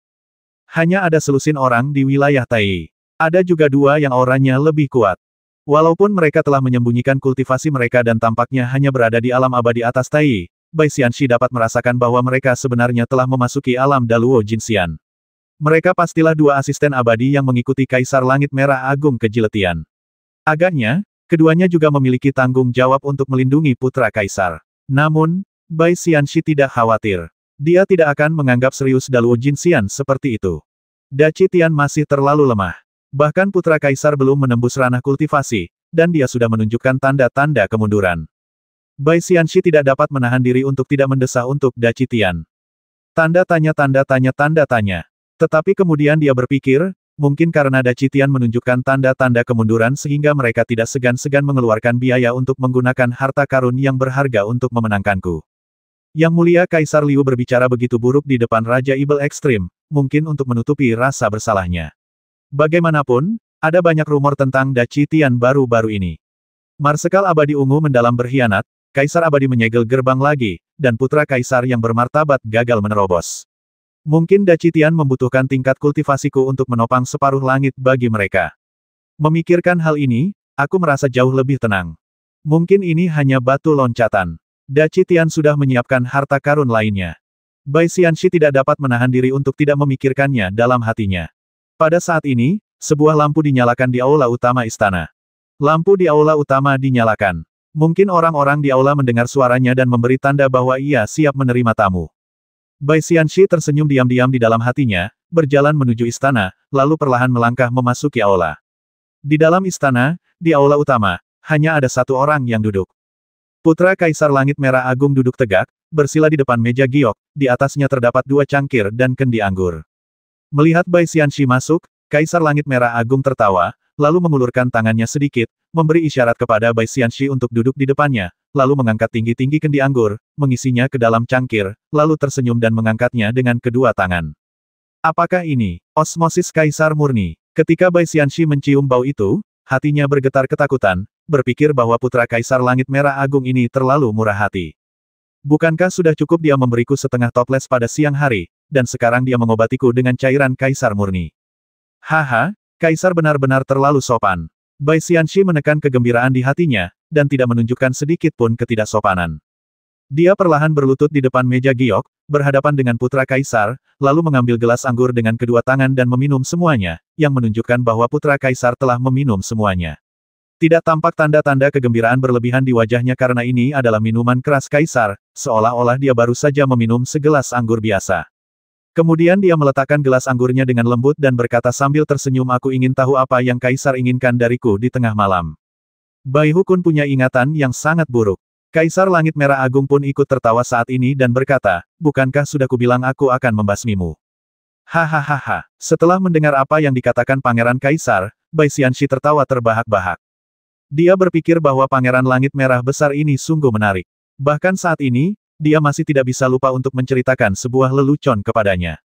Dalam keadaan normal, jika seseorang menceritakan lelucon seperti itu kepadanya, dia pasti akan menggigit kepalanya sendiri. Tetapi sekarang dia sangat dekat dengan pangeran ini, jadi dia benar-benar menganggapnya sebagai lelucon dan tertawa. Setelah tertawa beberapa saat, suaranya perlahan berhenti. Di seberangnya, Kaisar Langit Merah Agung tidak memiliki ekspresi apapun di wajahnya. Hal ini membuat Bai Xianxi merasa sedikit malu, bahkan sedikit sungkan, tetapi mengingat kehadiran begitu banyak Kaisar Liu Jiang, dia tidak berniat untuk berselisih dengannya. Dia hanya berpikir dalam hatinya, haruskah dia berpura-pura dan menggertak Pangeran Kaisar ketika dia mengajukan persyaratan? Siapakah yang membuat pangeran ini berpura-pura menjadi orang penting dan bersikap angkuh di hadapannya, sehingga dia, sang Raja Ibel yang bermartabat, kehilangan muka? Kemudian, tepat ketika Bai Xianxi menahan tawanya dan berpikir bagaimana cara memulai berbicara, sang pangeran tiba-tiba tertawa. Saat dia tersenyum seperti ini, Bai Xianxi tanpa sadar ingin ikut tersenyum bersamanya. Tetapi pada saat ini, sang pangeran masih memiliki senyum di wajahnya, tetapi tiba-tiba dia menyerang. Dengan suara ledakan, sebuah pedang besar seukuran manusia tercabut dari balik jubah merah darahnya, disertai dengan hembusan angin jahat yang menakutkan dan tak terbatas, pedang itu menebas dengan ganas ke arah dada Bai Xianxi. Pada saat yang sama ketika pedang diayunkan, kekuatan hukum yang tak terbatas tiba-tiba muncul di belakang putra kaisar. Setiap berkah kekuatan hukum membuat pedangnya semakin ganas, tetapi yang paling penting adalah kekuatan hukum di tubuhnya tampaknya tidak ada habisnya, yang membuat kekuatan pedangnya terus meningkat. Dalam sekejap, hal itu mencapai tingkat yang membuat Bai Xianxi merasa takut, dan itu benar-benar mematikan. Lagi sibuk apa? Bai Xianxi, bagaimanapun juga, adalah seorang Raja Ibel yang bermartabat. Sekalipun pisau ini 100 kali lebih tajam, itu tidak akan menyakitinya. Bentuk tubuhnya tiba-tiba berubah dan dia meluncur ke belakang. Pada saat yang sama, dua pikiran terlintas dalam benaknya. Salah satunya adalah putra kaisar ini sangat berkuasa. Yang kedua, apakah dia mencoba menguji tingkat kultivasi saya? Dengan keterampilannya, dia mampu menghindari pisau itu. Jadi, dia tidak merasa takut sama sekali, hanya sedikit terkejut. Tetapi saat dia hendak mundur untuk menghindari pisau itu, dua kekuatan jalan yang sangat dahsyat tiba-tiba datang dari belakangnya, satu di sebelah kiri dan satu di sebelah kanan. Ternyata dua Raja Langit Merah Agung yang selama ini menyembunyikan kultivasinya dan berpura-pura sebagai dewa tertinggi Tai Yi langsung menyerang, bagaikan dua gunung tinggi yang saling terhubung, menghalangi jalan kembali Bai Xianxi. Meskipun Bai Xianxi tidak menganggap serius tingkat kultivasi mereka, itu sudah cukup untuk menghalangi jalannya. Kalian lebih tua, Bai Xianxi berteriak dengan marah, namun sebelum dia sempat mengucapkan kata berani, pisau itu telah menebasnya dengan kuat. Pada saat ini, Bai Xianxi akhirnya merasa sedikit takut dalam hatinya. Ia meraung keras, tiba-tiba mengangkat kedua tangannya, dan menepukkannya ke depan untuk menangkap pisau yang begitu ganasnya hingga tak dapat dibayangkannya. Namun, kekuatan pisaunya terlalu kuat, dan dia mengalami banyak kecelakaan dan tidak siap. Dia merasa kesulitan untuk mengedarkan kekuatan abadinya, dan pisau itu benar-benar memotongnya ke bawah, melukai dada dan perutnya dengan parah. Aduh, pisau itu menebas dadanya, dan di depan matanya, dia mendengar jeritan jiwa-jiwa yang tak terhitung jumlahnya yang terzalimi, dan dia juga merasakan roh api yang membara dan tidak dapat dipahami menyusup ke dalam tubuhnya pada saat yang sama. Kedua macam energi itu sungguh bertolak belakang, namun karena adanya pisau itu, maka energi-energi itu menyerbu ke dalam tubuhnya pada saat yang bersamaan. Begitu energi-energi itu masuk ke dalam tubuhnya, energi-energi itu langsung menyerbu kedua arah, menghancurkan 8 meridian luar biasa dan an-an dalamnya. Bai Xianxi, dengan kultivasinya yang mengerikan, bahkan tidak tahu kekuatan mana yang harus ditekan. Pada saat teralihkan, dia terluka lebih parah lagi. Pisau pengganggu. Bai Xianxi bukanlah orang yang bodoh. Dia segera teringat bahwa pedang itu dibuat oleh Kaisar Merah sendiri dan merupakan harta ajaib yang dianugerahkan kepada Kaisar Liu. Esensi dari 10 matahari dan jiwa jutaan biksu digunakan untuk menempanya. Itu tidak dapat diduga, ganas dan amat menakutkan. Belum lagi para dewa biasa, saya khawatir pedang ini cukup menjadi ancaman bagi tubuh fisik kaisar abadi lainnya. Dan sekarang, aku terkejut dan kena tusuk. Pisau inilah yang membuat Bai Xianxi akhirnya menyadari sebuah fakta otang pembawa sial, pangeran ini benar-benar ingin membasmiku. Ledakan, dia layak menjadi salah satu dari 6 Raja Ibel. Ketika dia menyadari masalah ini, hatinya menjadi dingin dan amarahnya yang luar biasa tiba-tiba meledak. Dengan ledakan keras, kekuatan abadi di sekelilingnya melonjak. Angin kencang yang tak terlihat bertiup, menghancurkan kehampaan di sekitarnya menjadi berkeping-keping. 2 Raja Abadi di belakangnya yang telah menghentikannya mundur, ketika mereka melihat pisaunya mengenai dia, mengayunkan telapak tangan mereka dan memukulnya jatuh tanpa ragu-ragu. Tetapi pada saat ini, tubuh Bai Xianxi sudah dipenuhi dengan kekuatan abadi, dan mereka segera terpental keluar. Di depan Bai Xianxi, dia membuka mulutnya yang besar dan cahaya putih terang terbang keluar, menebas ke depan seperti merobek langit dan membelah bumi. Sasaran yang ditebasnya adalah putra Kaisar Langit Merah Agung yang terus menebas ke depan dengan pedangnya. Pada saat ini, dia begitu ketakutan dan terkejut sehingga dia tidak lagi peduli siapa pihak lainnya. Saat dia mengeluarkan pedang berharga ini, pedang itu sudah membawa serta niat membasmi yang dahsyat. Haha, tetapi pada saat ini, sang pangeran tertawa, menarik jubah darahnya, dan mengubahnya menjadi lautan darah yang menghalanginya. Ledakan, pedang itu menebas lautan darah, menimbulkan gelombang darah yang sangat besar. Sang pangeran mundur beberapa langkah, lalu pedang itu kembali tanpa efek apapun. Bagaimana ini mungkin? Bai Xianxi terkejut dan merasa sangat terkejut. Dia telah mendengar bahwa putra Kaisar Langit Merah Agung memiliki jubah persegi yang dapat menahan pukulan dari Kaisar Abadi, jadi dia tidak terkejut bahwa jubah itu dapat menangkis pedang berharganya. Namun, dia tidak menyangka bahwa putra Kaisar tidak akan terdorong mundur beberapa langkah olehnya, tetapi malah berdiri tegak. Tetapi pada saat ini, dia tidak punya waktu untuk berpikir sebanyak itu. Bai Xianxi tiba-tiba mengulurkan tangan dan menggenggam pedang yang dikembalikan. Itu adalah pedang yang lebar dan berkilau dengan motif harimau. Sambil memegang pedang di tangannya, Bai Xianxi menjadi jauh lebih tenang. Dia menatap putra Kaisar dengan suara muram, dan berteriak dingin dengan kemarahan yang tak berujung, jadi kamu benar-benar ingin membasmiku. Menghadapi kekuatan dahsyat dari seorang Raja Ibel, sang pangeran tertawa terbahak-bahak, melangkah maju perlahan, dan berkata tentu saja aku harus membasmimu, kalau tidak, menurutmu untuk apa aku memberimu setengah botol darah Kaisar yang mengalir itu? Apakah kau benar-benar berpikir bahwa pangeran ini telah menyukaimu dan ingin menaklukkanmu? Hati Bai Xianxi terkejut. Dia tidak tahu berapa banyak kemungkinan yang telah dipikirkannya, tetapi satu-satunya kesimpulan yang didapatnya adalah bahwa Daci Tian memiliki sesuatu untuk diminta darinya dan ingin memenangkan hatinya, jadi dia memberinya harta yang sangat berharga itu dengan cara apapun. Namun hasilnya malah membuatnya tertawa dan menangis. Sial, dia benar-benar menggunakan Kaisar Liu Jiang sebagai umpan untuk memikatnya ke sini, dan dia benar-benar datang ke sini dengan patuh. Namun tak lama kemudian, aku kembali terdiam. Siapa gerangan orang yang tega memasang jebakan seperti itu?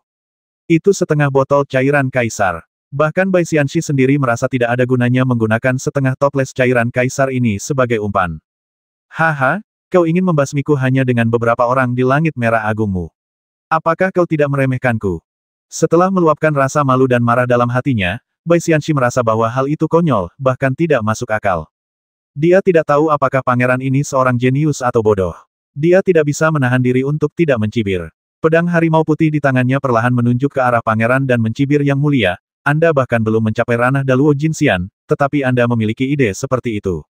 Terlalu sombong, bukan? Bahkan jika Anda menyerang saya secara diam-diam dengan pisau, lalu kenapa? Bahkan jika saya terluka parah, itu bukan sesuatu yang dapat dibasmi oleh sampah di sekitar Anda. Di belakangnya, 2 Dewa Abadi Langit Merah Agung tampak sedikit tidak senang.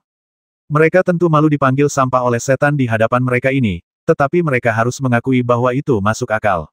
Sebelum bertindak, mereka juga berusaha membujuk sang pangeran, namun sang pangeran bersikeras melakukannya dengan caranya sendiri.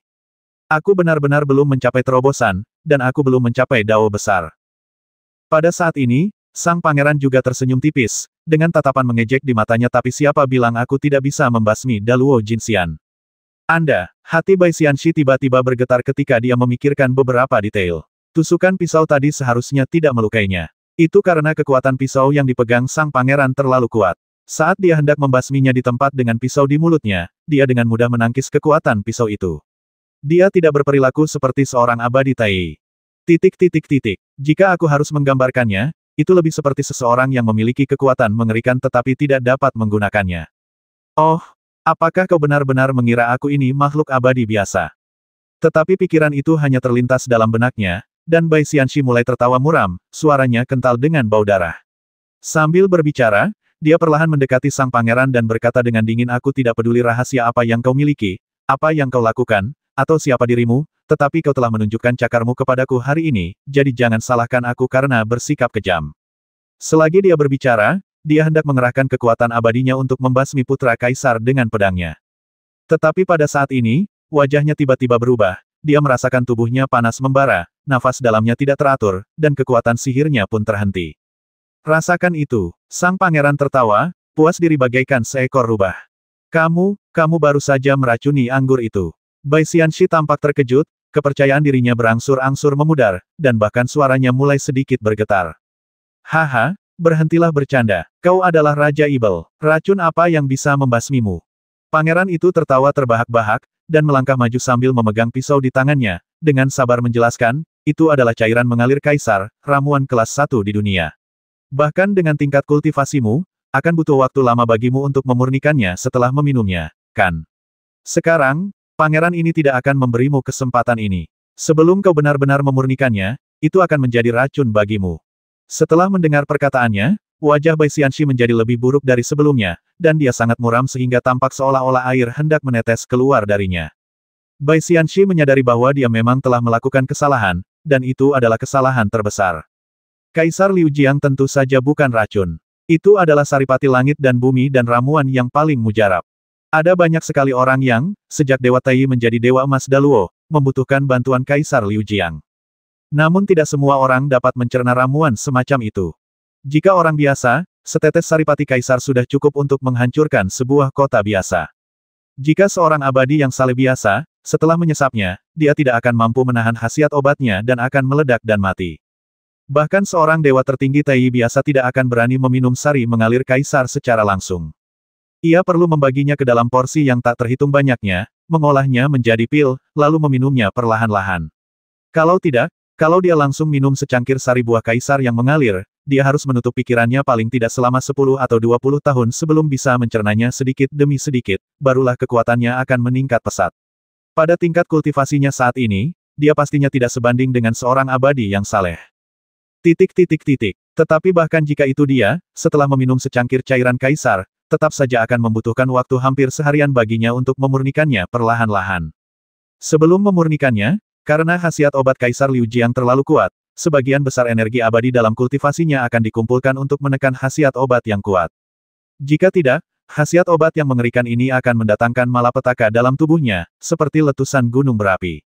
Dalam hal ini, sampai batas tertentu, itu benar-benar tampak seperti racun, dan bahkan lebih mengerikan daripada racun. Karena jika dia meminum racun, dengan fisiknya, dia akan segera mengeluarkannya dari tubuhnya, tetapi ini adalah obat abadi, dan tubuhnya sangat senang karenanya, tanpa kewaspadaan sama sekali. Artinya, saat ia menemukannya, khasiat obatnya sudah mulai terasa. Kesalahannya terletak pada kenyataan bahwa saya seharusnya tidak meminum secangkir jus kaisar itu. Tetapi persoalannya adalah, bagaimana mungkin ia saat itu membayangkan bahwa sang pangeran menuangkan secangkir jus kaisar untuknya dengan tujuan seperti ini. Dia dapat merasakan dengan jelas bahwa tubuhnya dipenuhi oleh gunung berapi yang tak terhitung jumlahnya yang meletus sepanjang waktu, nafasnya tidak teratur dan tidak terkendali, dan suasana hati Bai Xianxi pun menjadi semakin berat. Dia diserang di dada, niat pedang Qitianba. Mendao menjadi semakin kuat, dan tubuhnya terus-menerus diserang oleh sifat obat keras Kaisar Liu Jiang. Situasi ini, dikombinasikan dengan faktor internal dan eksternal, membuat Bai Xianxi menyadari bahwa kekuatannya saat ini telah berkurang hingga kurang dari setengah. Betapa agungnya Kaisar Liu, betapa agungnya putra Kaisar Langit Merah yang agung. Senyum mengerikan muncul di wajah Bai Xianxi, dan dia berkata dengan kejam, bahkan aku tidak tahu apakah harus memujimu sebagai seorang jenius atau orang bodoh, tetapi satu hal yang pasti, seorang Tai ingin mengambil nyawaku.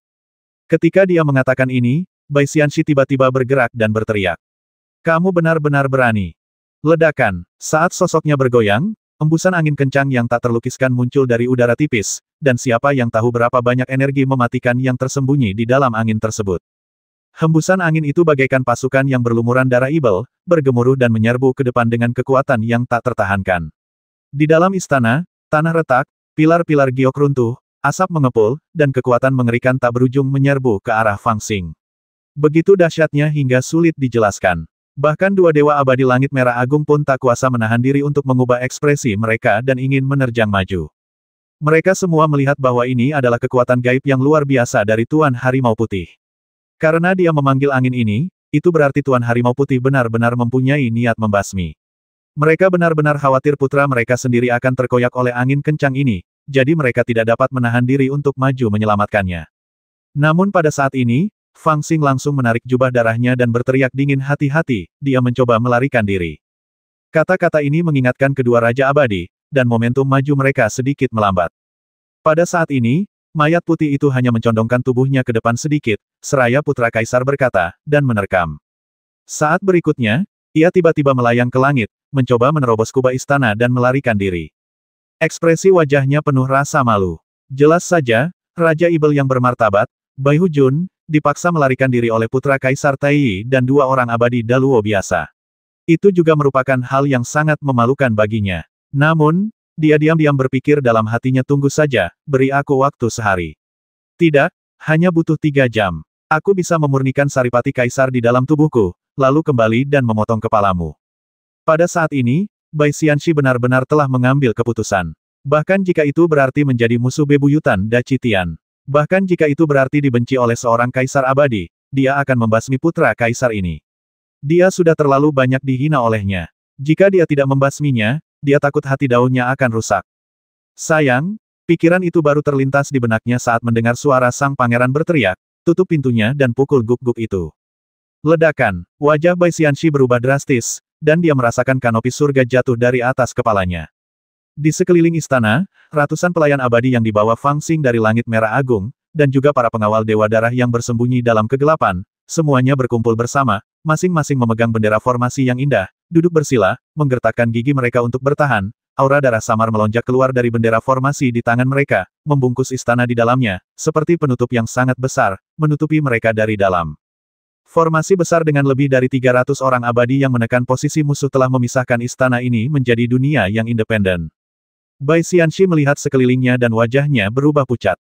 Kalau pintunya ditutup, sudah pasti tidak akan bisa mengurung Raja Ibel Penjara Agung Bai Xianxi, dan seluruh istana tidak akan cukup baginya untuk main-main. Di atas kepalanya, ada formasi besar. Saat Bai Xianxi memasuki istana, dia sudah merasakan aura formasi ini. Dia tidak menganggapnya serius saat itu.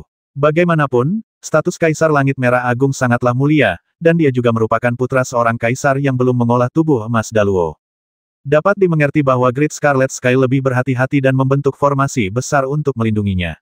Terlebih lagi, pada masa jayanya, formasi ini tidak dapat menahan beberapa serangannya. Tetapi sekarang, dia menyadari bahwa formasi ini telah dipersiapkan untuknya, dan dia benar-benar tidak dapat menerobosnya. Kekuatannya sekarang sudah sangat berkurang, dan ada musuh-musuh kuat yang menunggu di dekatnya, jadi dia tidak punya waktu untuk menghancurkan formasi. Dia merencanakan setiap langkah dengan cermat, tanpa meninggalkan celah apapun. Pangeran ini benar-benar ingin basmi diri.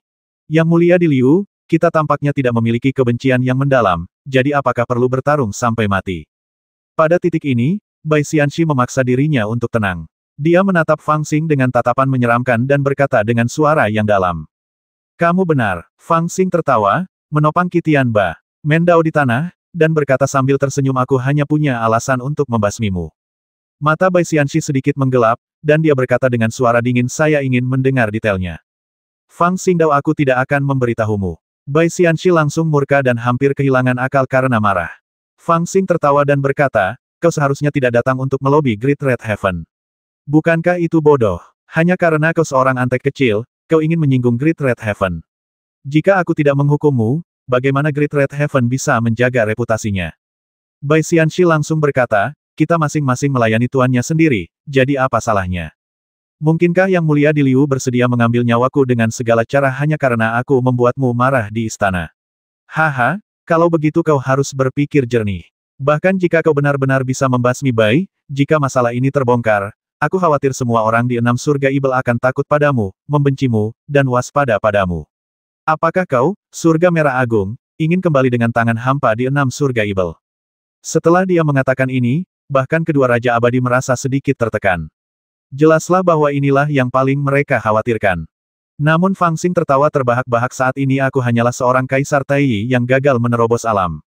Dia tersenyum dan menatap Bai Xianxi dengan tatapan menggoda, lalu berkata sambil tertawa kecil seperti yang baru saja kau katakan, bagaimana mungkin aku, seorang putra Kaisar yang bahkan bukan seorang Daluo Jinxian, membasmimu. Jika kau berpikir begitu, orang lain tentu akan berpikir begitu juga.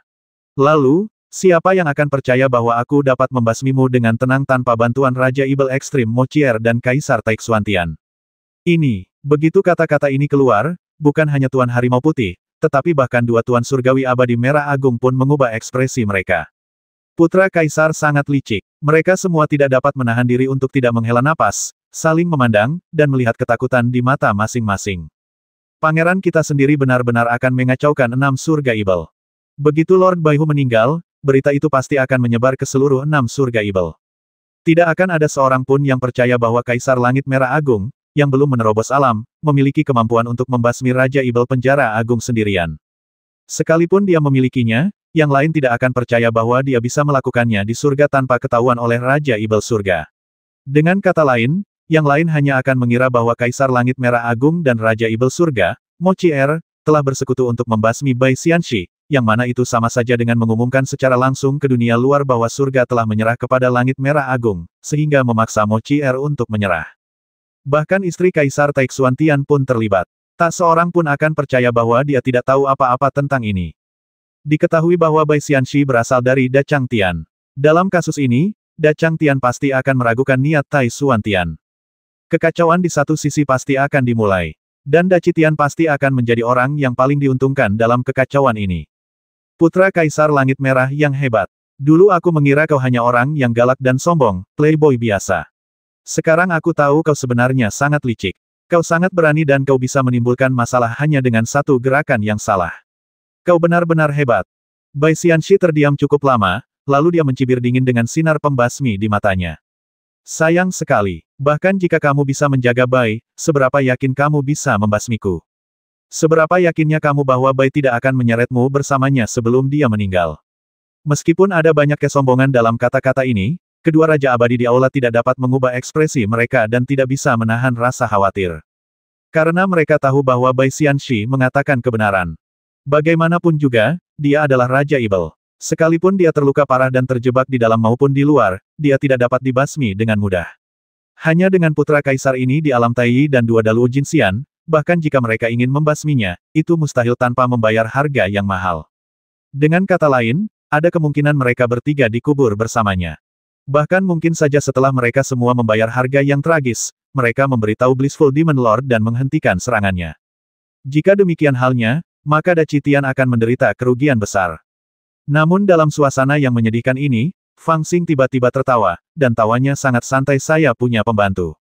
Setelah mendengar perkataan ini, tatapan mata Raja Ibel Penjara Agung Bai Xianxi menjadi tajam dan napasnya tersengal. Kedua Dewa Langit Merah Agung juga sedikit terkejut, lalu menoleh ke arah Fang Xing dan berpikir mengapa kami tidak tahu. Datang. Fang Xing berbalik dan melambai ke aula belakang istana. Lalu mereka melihat sekelompok gadis kecil yang gemetar keluar dari aula belakang. Mereka berjalan memasuki aula sambil bergandengan tangan dengan hati-hati. Mereka begitu malu-malu, bahkan mereka tidak berani menatap Bai Xianxi. Kedua makhluk abadi itu langsung ingin mengutuk inikah penolong yang kau temukan.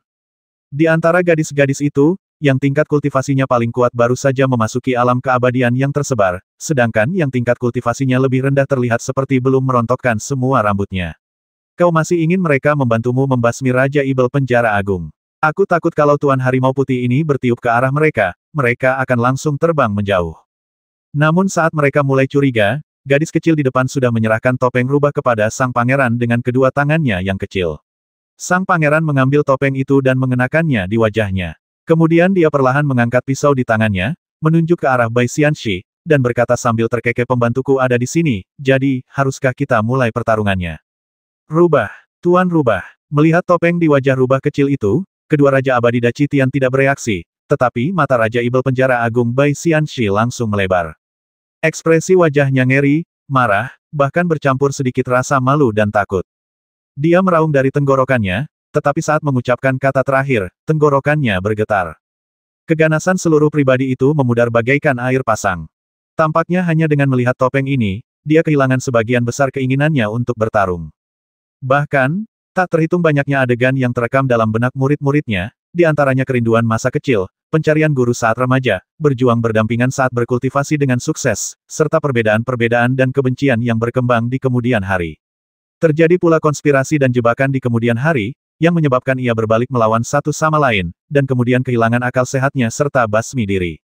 Jadi ini alasan utama mengapa kau membasmiku. Suara Bai Xianxi terdengar dingin dan penuh kebencian, ternyata rubah tua itu menolak melepaskanku sampai dia meninggal.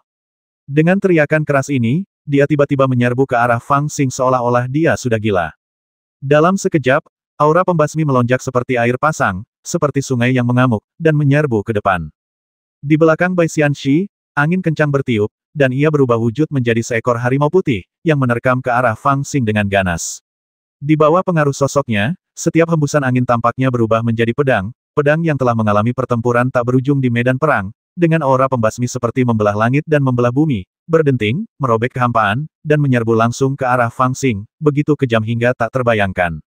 Kaisar, berhati-hatilah. Kedua Dewa Langit Merah Agung begitu ketakutan saat ini sehingga mereka tidak dapat menahan diri untuk berteriak. Itulah cara membasmi Bai Xianxi. Harimau Putih Barat adalah jago membasmi. Sebagai spesies ibel yang pernah setenar naga Azure kuno, klan Macan Putih awalnya merupakan sejenis ibel aneh dari Tianyuan, dan cara membasmi mereka terkenal di seluruh dunia. Meskipun karena terlalu senang membasmi, klan Macan Putih tidak berteman dengan ras manusia seperti klan Naga Biru, menjalankan jalan agung ras manusia, dan mewariskan klan yang besar, dan keturunan mereka langka, tetapi siapapun yang memiliki garis keturunan Macan Putih adalah eksistensi yang tidak berani diremehkan oleh makhluk abadi. Dan Bai Xianxi ini adalah satu-satunya keturunan klan Macan Putih yang tersisa. Meskipun dia seperti Daluo Jinxian lainnya, yang hanya mengolah satu jalan agung, kekuatannya jauh melebihi Daluo Jinxian biasa. Bahkan seorang penguasa abadi tidak yakin bisa mengalahkannya. Orang sering mengatakan bahwa setan harimau putih ini tumbuh terlalu lambat. Jika saja dia menguasai ilmu pembasmian agung lebih awal, dia pasti akan tersohor dan dihormati sebagai Raja Abadi pada masa setelah Kejadewa Surga, saat banyak Raja Abadi muncul dalam jumlah besar. Meskipun mereka berdua berkultivasi hingga ke Dao Agung, kedua Dewa Surgawi Abadi Merah Agung ini, jika digabungkan, tidak akan mampu bertahan lebih dari 3 napas di depannya. Ini seperti keduanya adalah kultivator pembangun fondasi, tetapi kekuatan kultivator alkimia tidak pada level yang sama dengan kultivator tempur. Kerja bagus. Pada saat ini, Fang Xing yang mengenakan topeng hantu rubah hijau di wajahnya juga tiba-tiba berteriak. Kemudian, di belakangnya, 2 sayap besar yang terbentuk oleh hukum tak terbatas tiba-tiba menyebar. Dengan munculnya sayap-sayap itu, aura di tubuhnya pun melonjak, dan kekuatan dahsyat yang tak terlukiskan pun membumbung tinggi. Dia tiba-tiba mengepakkan sayap ke depan dan bertabrakan dengan mayat Bai Xian yang menukik ke arah itu. Namun, hanya terdengar suara tabrakan, dan kedua sayap yang dibentuk oleh hukum itu meledak dalam sekejap. Tubuh Fang Xing jatuh lurus ke belakang, dan jubah merah darahnya ditarik menjadi garis lurus. Dan mayat putih yang tampaknya tak tertandingi itu sebenarnya terhenti. Itu sungguh tak terbayangkan. Meskipun dia ditikam dan cairan kaisar menyebabkan kekacauan di tubuhnya, kekuatannya kurang dari setengah, tetapi dia masih sangat menakutkan. Tak seorang pun menyangka, putra kaisar yang konon katanya belum menerobos alam Daluo Jinxian itu, ternyata mampu menahan serangannya. Dia tidak hancur berkeping-keping oleh serangannya yang tiba-tiba, tetapi memanfaatkan momentum itu untuk terjatuh. Pada saat yang sama, niat pedang sudah mulai terbentuk. Kamu berani melakukan pembasmian dengan membawa mayat. Mati saja. Tentu saja kedua Raja Abadi itu tidak berani lalai sedikit pun. Mereka bergegas maju dan menggunakan dao besar mereka untuk menekan musuh. Di bawah tekanan formasi di sekitarnya, hanya cahaya abadi yang muncul di depan mereka, seperti 2 naga raksasa. Yang satu seterang bulan, seakan-akan telah menghancurkan bulan yang terang benderang, dan cahaya terangnya menyebar dari langit. Yang satunya lagi seterang matahari yang terik, terbit dari timur, matahari sedang di puncaknya, mengawasi segalanya. 2 konsepsi artistik yang berbeda, 2 naga biru, di bawah bimbingan pikiran mereka, berputar-putar di udara, membawa tubuh kekuatan abadi, tiba-tiba berputar kembali, dan dengan keras menghantam mayat putih itu dengan punggungnya menghadap mereka. Kamu mencari kematian. Bai Xianxi juga sangat marah. Ia berbalik dan bertarung dengan keras, membasmi sesuka hatinya dan menyerang ke segala arah.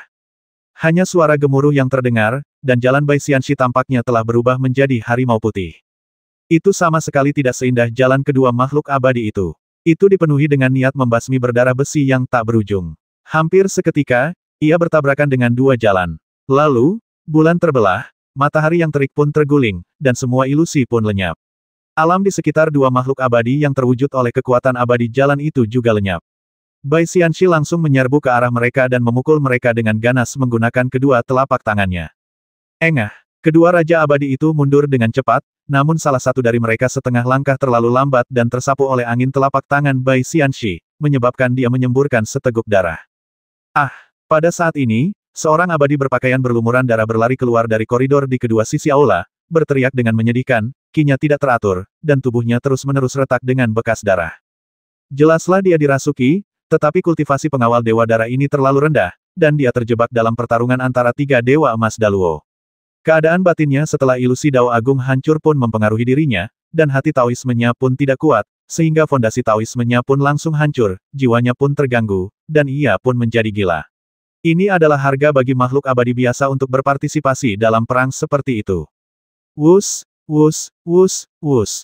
Namun pada saat ini, dari sudut-sudut istana lainnya, di bawah tanah, dan di dalam kehampaan, pengawal Dewa Darah menyerbu satu demi satu, masing-masing memegang pedang peri dan harta langka, dan dengan ganas menyerang Bai Xianxi. Para pengawal Dewa Darah yang bersembunyi di sekelilinglah yang bergegas keluar saat ini dengan segala cara, menggunakan segala cara untuk membasmi Bai Xianxi. Mereka semua adalah pejuang kematian, dan mereka tidak ragu mengorbankan nyawa mereka saat ini. Mereka tahu bahwa kultivasi Bai Xianxi begitu tinggi sehingga mereka akan mencari kematian jika mereka muncul, tetapi mereka tetap saja menyerbu tanpa ragu-ragu. Semut, Bai Xianxi menyerang Putra Kaisar Langit Merah Agung lalu menarik mundur dua Dewa Abadi. Dia sedang dalam kondisi yang amat ganas, jadi bagaimana mungkin dia bisa menganggap serius pengawal Dewa Darah ini. Dia menyilangkan kedua telapak tangannya, lalu tiba-tiba memisahkannya. Dalam sekejap, jalan pembasmian hebat melanda kemana-mana. Para pengawal Dewa Darah itu bahkan tidak menyerbu ke arahnya sebelum mereka dirobek-robek satu demi satu oleh jalan pembasmian hebat. Jiwa mereka musnah dan tidak ada roh yang tersisa. Mereka benar-benar seperti semut yang mengirim dirinya sendiri untuk mati. Namun, apa yang tidak terduga adalah bahwa pada saat ini, Bai Xianxi tiba-tiba merasakan sakit yang tajam di dadanya. Itulah niat pedang Qitian Ba. Mendao yang menyerbu tubuhnya lagi, dan benar-benar mengalihkan perhatiannya sejenak. Dalam sekejap, dua atau tiga pengawal Dewa Darah menyerbu ke sisinya, masing-masing memegang pedang dan menikamnya dengan ganas. Klik, klik, klik. Pedang abadi dan dua pedang abadi hancur secara langsung. Senjata mereka sama sekali tidak dapat melukai tubuh emas Bai Xianxi. Hanya kail giok milik satu orang, yang tampaknya merupakan harta langka, tersangkut langsung ke luka di dada Bai Xianxi yang telah terluka oleh Qitian Ba Mendao dan belum sembuh. Lalu ia menarik momentum dan segera merobek luka itu sedikit lagi. Mengaum, Bai Xianxi sangat marah dan cemas, lalu tiba-tiba dia meraung bagaikan seekor harimau. Kekuatan Dao besar meledak lagi, dan tiga pengawal Dewa Darah yang mendekatinya langsung terkoyak-koyak. Bahkan kail giok yang ditancapkan ke dadanya langsung hancur berkeping-keping menjadi bubuk giok. Di Liu, kau ingin membasmiku, semudah itu kan? Dia tiba-tiba berteriak, seolah-olah luka kecil ini telah membuatnya marah. Dia begitu marah hingga menjadi gila. Bai Xianxi bagaikan orang gila, tiba-tiba menjerit, matanya berkilat, lalu dia menghantam tubuh Fang Xing dengan keras. Dengan bau darah yang kuat, dia berteriak hari ini, bahkan jika asal-usul kursi ini rusak dan aku harus mundur selama 30 tahun untuk pulih dari luka-lukaku, aku akan tetap memakanmu hidup-hidup. Wow, setelah mengeluarkan raungan keras, dia tiba-tiba mengangkat kedua telapak tangannya tinggi-tinggi, dan kekuatan mematikannya langsung terkondensasi hingga yang terkuat. Pada saat ini, dia benar-benar menyerah menekan luka di dadanya dan getah kaisar di tubuhnya, dan ingin memusatkan seluruh kekuatannya untuk membasmi Fang Xing. Haha, macan putih ini benar-benar kuat. Dia tidak seperti Raja Ibel dan Raja Abadi Jahat Hijau yang telah mengolah beberapa cara hebat untuk saling melengkapi, tetapi dia telah mengolah satu-satunya cara hebatnya secara ekstrim, menganjurkan pembasmian dan penghancuran, dengan keganasan yang tidak terduga. Ada 3000 cara hebat, dan secara teori semuanya sama, tetapi bagaimanapun juga, pemahaman setiap orang tentang cara hebat itu berbeda, tidak semua orang memahami cara hebat itu sama, dan bagaimanapun juga, tidak semua cara hebat cocok untuk bertarung, jadi sebagian besar Daluo Jinxian tidak pandai bertarung. Tetapi Bai Xianxi ini berbeda. Cara hebat yang dia kembangkan terlahir untuk membasmi, dan hanya dalam hal keganasan, dia dapat diperingkat dalam 10 besar dari 3000 cara hebat. Dia berpikir dalam hati, Namun saat menghadapi auman harimau ganas milik Bai Xianxi, sorot matanya berangsur-angsur menjadi dingin. Tidak heran tidak seorang pun, termasuk Bai Xianxi, berpikir aku punya nyali untuk membasminya, karena kemampuan Bai Xianxi benar-benar menakjubkan. Belum lagi putra kaisar sepertiku yang belum mencapai Daluo Jinxian, bahkan jika ada beberapa Daluo Jinxian lagi, mereka tidak akan bisa membasminya. Tapi yang tidak mereka duga adalah, Bai Xianxi telah menyerbu sambil mengaum seperti harimau, namun Fang Xing dengan lembut mengangkat tangannya dan menepuk bagian tengah dahi hantu rubah hijau.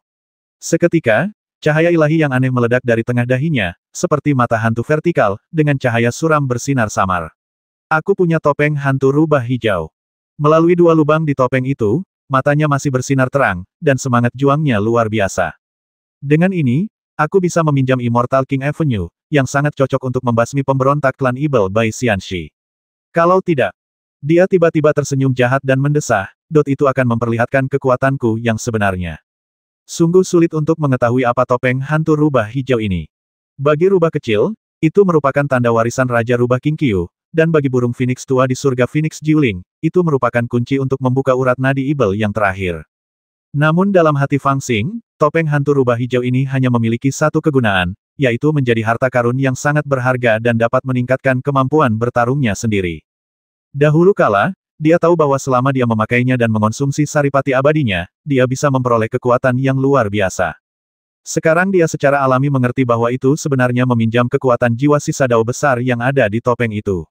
Sekarang, dengan kultivasinya, dia bahkan tidak memerlukan esensi abadi, dia bisa langsung meminjam kekuatan jiwa yang tersisa. Hingga taraf tertentu, inilah alasan mengapa nama itu abadi pada daftar penobatan Dewa Tianyuan. Kenakan topeng dan pinjam nama Raja Abadi. Dan sekarang, dia kebetulan menggunakan sisa jiwa Raja Rubah King Qiu untuk membasmi Raja Ibel Penjara Agung Bai Xianxi. Ledakan. Saat topeng itu dipasang di wajahnya, Fang Xing langsung merasakan pengalaman yang berbeda dari sebelumnya. Tampaknya dengan mengenakan topeng ini, dia melihat kehidupan lain, merasakan jalan orang lain, dan memiliki kebijaksanaan orang lain. Pada saat ini, dia merasakan bahwa kekuatan hukum tak terbatas di tubuhnya tampaknya telah menemukan jalan keluar. Dia sendiri memiliki kekuatan hukum tak terbatas, yang begitu mengerikan sehingga orang awam hampir tidak dapat membayangkannya. Hanya saja dia belum mengolah dao besar, jadi sulit baginya untuk mengerahkan potensi itu. Sekarang, dengan bayangan dao agung di topeng hantu rubah hijau, dia telah menemukan cara untuk menggunakannya. Mengaum. Dengan raungan harimau yang menggetarkan bumi, Bai Xianxi menyerbu dengan kekuatan dao agung, dan dao agung pembasmian melilitnya, seperti seekor harimau besar yang jatuh dari langit, menempel di tubuhnya, dan menyerbu ke arah Fang Xing. Tetapi pada saat ini, menghadapi Bai Xianxi yang ganas dan tak tertahankan, Fang Xing berbalik dengan suara keras. Dengan topeng hantu rubah hijau di wajahnya, dia tampak seperti setan rubah yang tidak berekspresi. Jubah darah di punggungnya terayun-ayun karena tindakan berbalik. Kemudian, dia langsung mengangkat pisau Qitian Ba Men di tangannya. Sesuai dengannya, aura dan energi abadi di tubuhnya sebenarnya membentuk sosok laki-laki besar di belakangnya. Pria itu berpakaian hijau dan sangat tampan. Dia berbalik tanpa berkata apa-apa, mengangkat jari-jarinya dengan ringan, lalu langsung menuju jalur pembasmian Bai Xianxi yang tampaknya tak tertahankan, persis seperti jalan raya, tanpa jejak. Dan Qitian Ba Men Dao di tangan Fang Xing juga menebas ke arah Bai Xianxi dengan jari itu. Anda adalah orang yang paling saya kagumi ketika saya masih muda, dan kemudian Anda menjadi guru saya, membimbing saya dalam kultivasi saya. Ketika Bai Xianxi melihat punggung lelaki berpakaian hijau itu, dia tampak langsung kehilangan kendali dan berteriak kesedihan. Tampaknya di mata harimaunya, orang benar-benar dapat melihat semacam keengganan yang menakutkan. Kekuatan jalan pembasmian hebat menjadi lebih kuat dalam sekejap. Dia hampir membiarkan darah kaisar mengalir di meridiannya dan membiarkan pedang tiran penipu langit menghancurkan tubuhnya. Dia hanya ingin menambahkan kekuatan terkuatnya ke jalan pembasmian hebat. Bersamaan dengan kalimat itu, dia meraung dengan ganas, tapi mengapa kau harus membasmiku? Ledakan. Avenue of Killing bertabrakan dengan Qitian Ba Men Dao di tangan Fang Xing, menimbulkan suara benturan pedang emas yang dahsyat.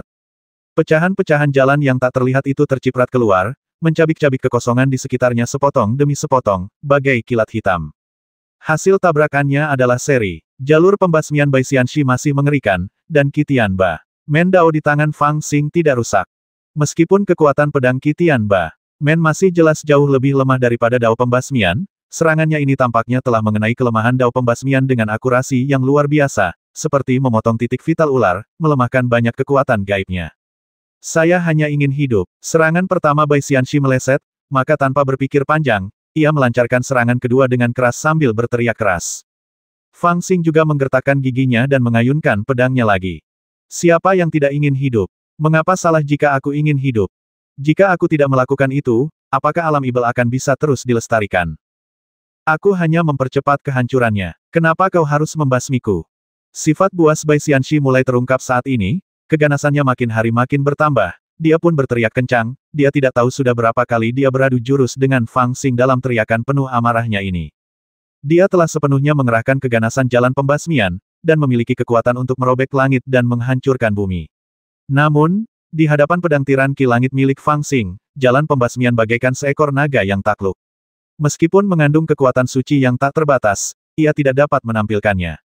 Hanya dengan mengandalkan sifatnya yang kuat, ia mampu bertahan di bawah pedang tiran Sky Ki. Selama proses ini, masih ada beberapa pengawal Dewa Darah yang menunggu kesempatan untuk menyerang, tetapi mereka tidak dapat lagi menemukan kesempatan. Dalam pertempuran yang begitu dahsyat, mereka hampir mati begitu mereka mendekat. Mereka hanya bisa menjauh sejauh mungkin untuk menghindari tersapu oleh akibatnya dan hancur berkeping-keping. Bahkan kedua Raja Abadi hanya bisa menggunakan senjata sihir mereka dari jarak jauh dan menyerang dari samping. Ledakan, ledakan, ledakan, dan dalam pertempuran sengit ini, yang paling menderita adalah Dewa Langit Merah Agung yang sudah membentuk formasi besar di sekeliling istana dan mempertahankannya. Mereka mengendalikan formasi dan memastikan bahwa istana terpisah dari surga sehingga tidak seorang pun akan mengetahui apa yang terjadi di dalamnya. Namun, dalam pertempuran sengit di dalam formasi, dampaknya terus menyapu ke arah formasi, menyebabkan mereka menanggung tekanan besar berulang kali. Setiap kali dampaknya menghantam formasi, tubuh mereka bergetar serempak, seolah-olah mereka telah menerima hantaman hebat. Engah, setelah kejadian ini terjadi beberapa kali, mereka yang kultivasinya lebih lemah tidak dapat menahan lagi dan memuntahkan seteguk darah. Bau darah yang kuat perlahan menyebar. Saat ini di istana, setelah bertarung dengan Bai Xianxi selama lebih dari 10 ronde, bahkan Fang Xing, yang mengenakan topeng hantu rubah hijau, merasa sedikit kewalahan. Harimau putih yang ganas ini, sang penguasa penjara ibel agung, jelas-jelas bertarung dengan tubuhnya yang terluka, tetapi ia menjadi semakin berani seiring berjalannya pertempuran, seolah-olah ia memiliki kekuatan tak terbatas. Lagi pula, kekuatannya dipinjam, dan ada stagnasi dalam sirkulasi kekuatannya. Dia hampir pingsan dan dikalahkan oleh Bai Xianxi. Bai Xianxi juga menemukan ini, dan segera menjadi sangat ganas. Dia tertawa dan tiba-tiba meraung. Orang tua, kau sudah mati. Tidak peduli seberapa kuat dirimu semasa hidup, berapa banyak kebijaksanaan yang masih kau miliki sekarang. Mengaum, dia sekali lagi memanggil kekuatan Dao Agung dan hendak menyerbu ke arah Fang Xing. Putra Kaisar, kedua Dewa Abadi Merah Agung menyadari bahayanya dan menjadi sangat ketakutan hingga pikiran mereka gemetar dan mereka berteriak putus asa. Namun, pada saat ini, dua suara embusan tiba-tiba terdengar, dan aura ganas yang baru saja dibangkitkan oleh Bai Xianxi tiba-tiba menghilang. Pada saat ini, Fang Xing jelas tidak bergerak, tetapi dia terhuyung beberapa langkah dan mundur dengan putus asa. Dua Raja Abadi dan sekelompok pengawal Dewa Darah menatapnya dengan heran, hanya untuk menemukan bahwa ada dua luka mengerikan di antara dada dan perutnya dan di punggungnya, seolah-olah ada kekuatan yang meledak dari dalam. Setelah berkonsentrasi berpikir, mereka tiba-tiba menyadari bahwa itu adalah energi pedang Kaisar Liu Jiang dan Qi Tianba Mandao. Bai Xianxi seharusnya mengedarkan sebagian besar energi abadinya di dalam tubuhnya untuk menekan kedua luka dalam dan luar ini, tetapi untuk menangkap putra Kaisar sesegera mungkin, dia mengabaikan kedua luka ini dan secara paksa mengangkat semua kekuatan abadinya untuk bertarung. Namun, kekuatan putranya sendiri tidak terduga. Dia bertarung dengannya selama lebih dari 10 ronde tanpa menunjukkan tanda-tanda kekalahan. Sebaliknya, luka dalam dan luarnya malah makin parah. Akhirnya dia berhasil menerobos batas dan meledak dalam sekejap, menyebabkan kerusakan parah padanya. Cedera semacam ini tidak kalah parah dari dua serangan kekuatan penuh dari seorang Dewa Abadi. Bai Xianxi yang tadi begitu ganas, tiba-tiba menjadi putus asa dan hampir tidak bernyawa. Basmi dia saat dia sakit. Fang Xing tiba-tiba berteriak keras, mengacungkan Qi Tianba Mandao dan bergegas maju lagi. Kedua Raja Abadi juga bereaksi tiba-tiba, menggunakan kekuatan besar dan senjata ajaib mereka untuk menyerang Bai Xianxi dengan ganas. Para pengawal Dewa Darah yang telah mengintai sambil menunggu kesempatan juga bergegas keluar satu demi satu, seperti bayangan yang menyerbu. Mengaum, Bai Xianxi jelas terluka parah, namun saat nyawanya dalam bahaya, dia tiba-tiba meraung, auman harimau mengguncang keempat penjuru, dan memaksa sisa tenaganya mundur, melumpuhkan 4 atau 5 pengawal Dewa Darah hingga berkeping-keping, serta menjatuhkan senjata sakti di tangan seorang Raja Abadi ke tanah. Raja Abadi lainnya tidak dapat menghindar tepat waktu dan terlempar ke depannya. Saat dia ingin melarikan diri, dia dipeluk olehnya, dan menggigit setengah kepalanya.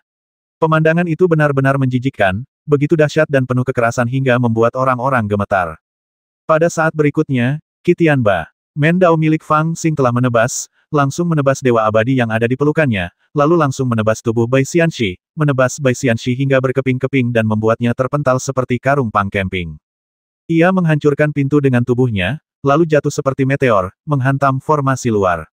Dengan suara keras, formasi itu berguncang. Banyak sekali pelayan Dewa Abadi Langit Merah Agung yang mempertaruhkan nyawa mereka untuk menekan formasi itu, memuntahkan darah, hampir tak dapat bertahan. Bai Xianxi jelas juga sedang tidak enak badan.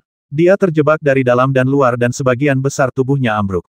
Dia juga terkena energi pedang Fang Xing. Harta karun yang dia sembunyikan di balik lengan bajunya dengan kekuatan gaibnya semuanya tumpah dan jatuh ke tanah. Dia sendiri terjatuh ke tanah dengan tubuh bersimbah darah. Sepasang mata harimaunya yang ganas menatap labu merah yang terlepas dari lengan bajunya. Tampak ada penyesalan tak berujung di matanya. Darah muncrat dari mulutnya dan senyumnya pahit. Kau menggunakan labu cairan kaisar ini, untuk menukarnya dengan nyawaku. Jus kaisar yang mengalir masih milikku. Fang Xing melirik ke bawah, mengambil labu, dan terus berjalan ke arah Bai Xianxi, mengarahkan pisau ke arahnya. Tapi hidupmu bukan lagi milikmu. 1710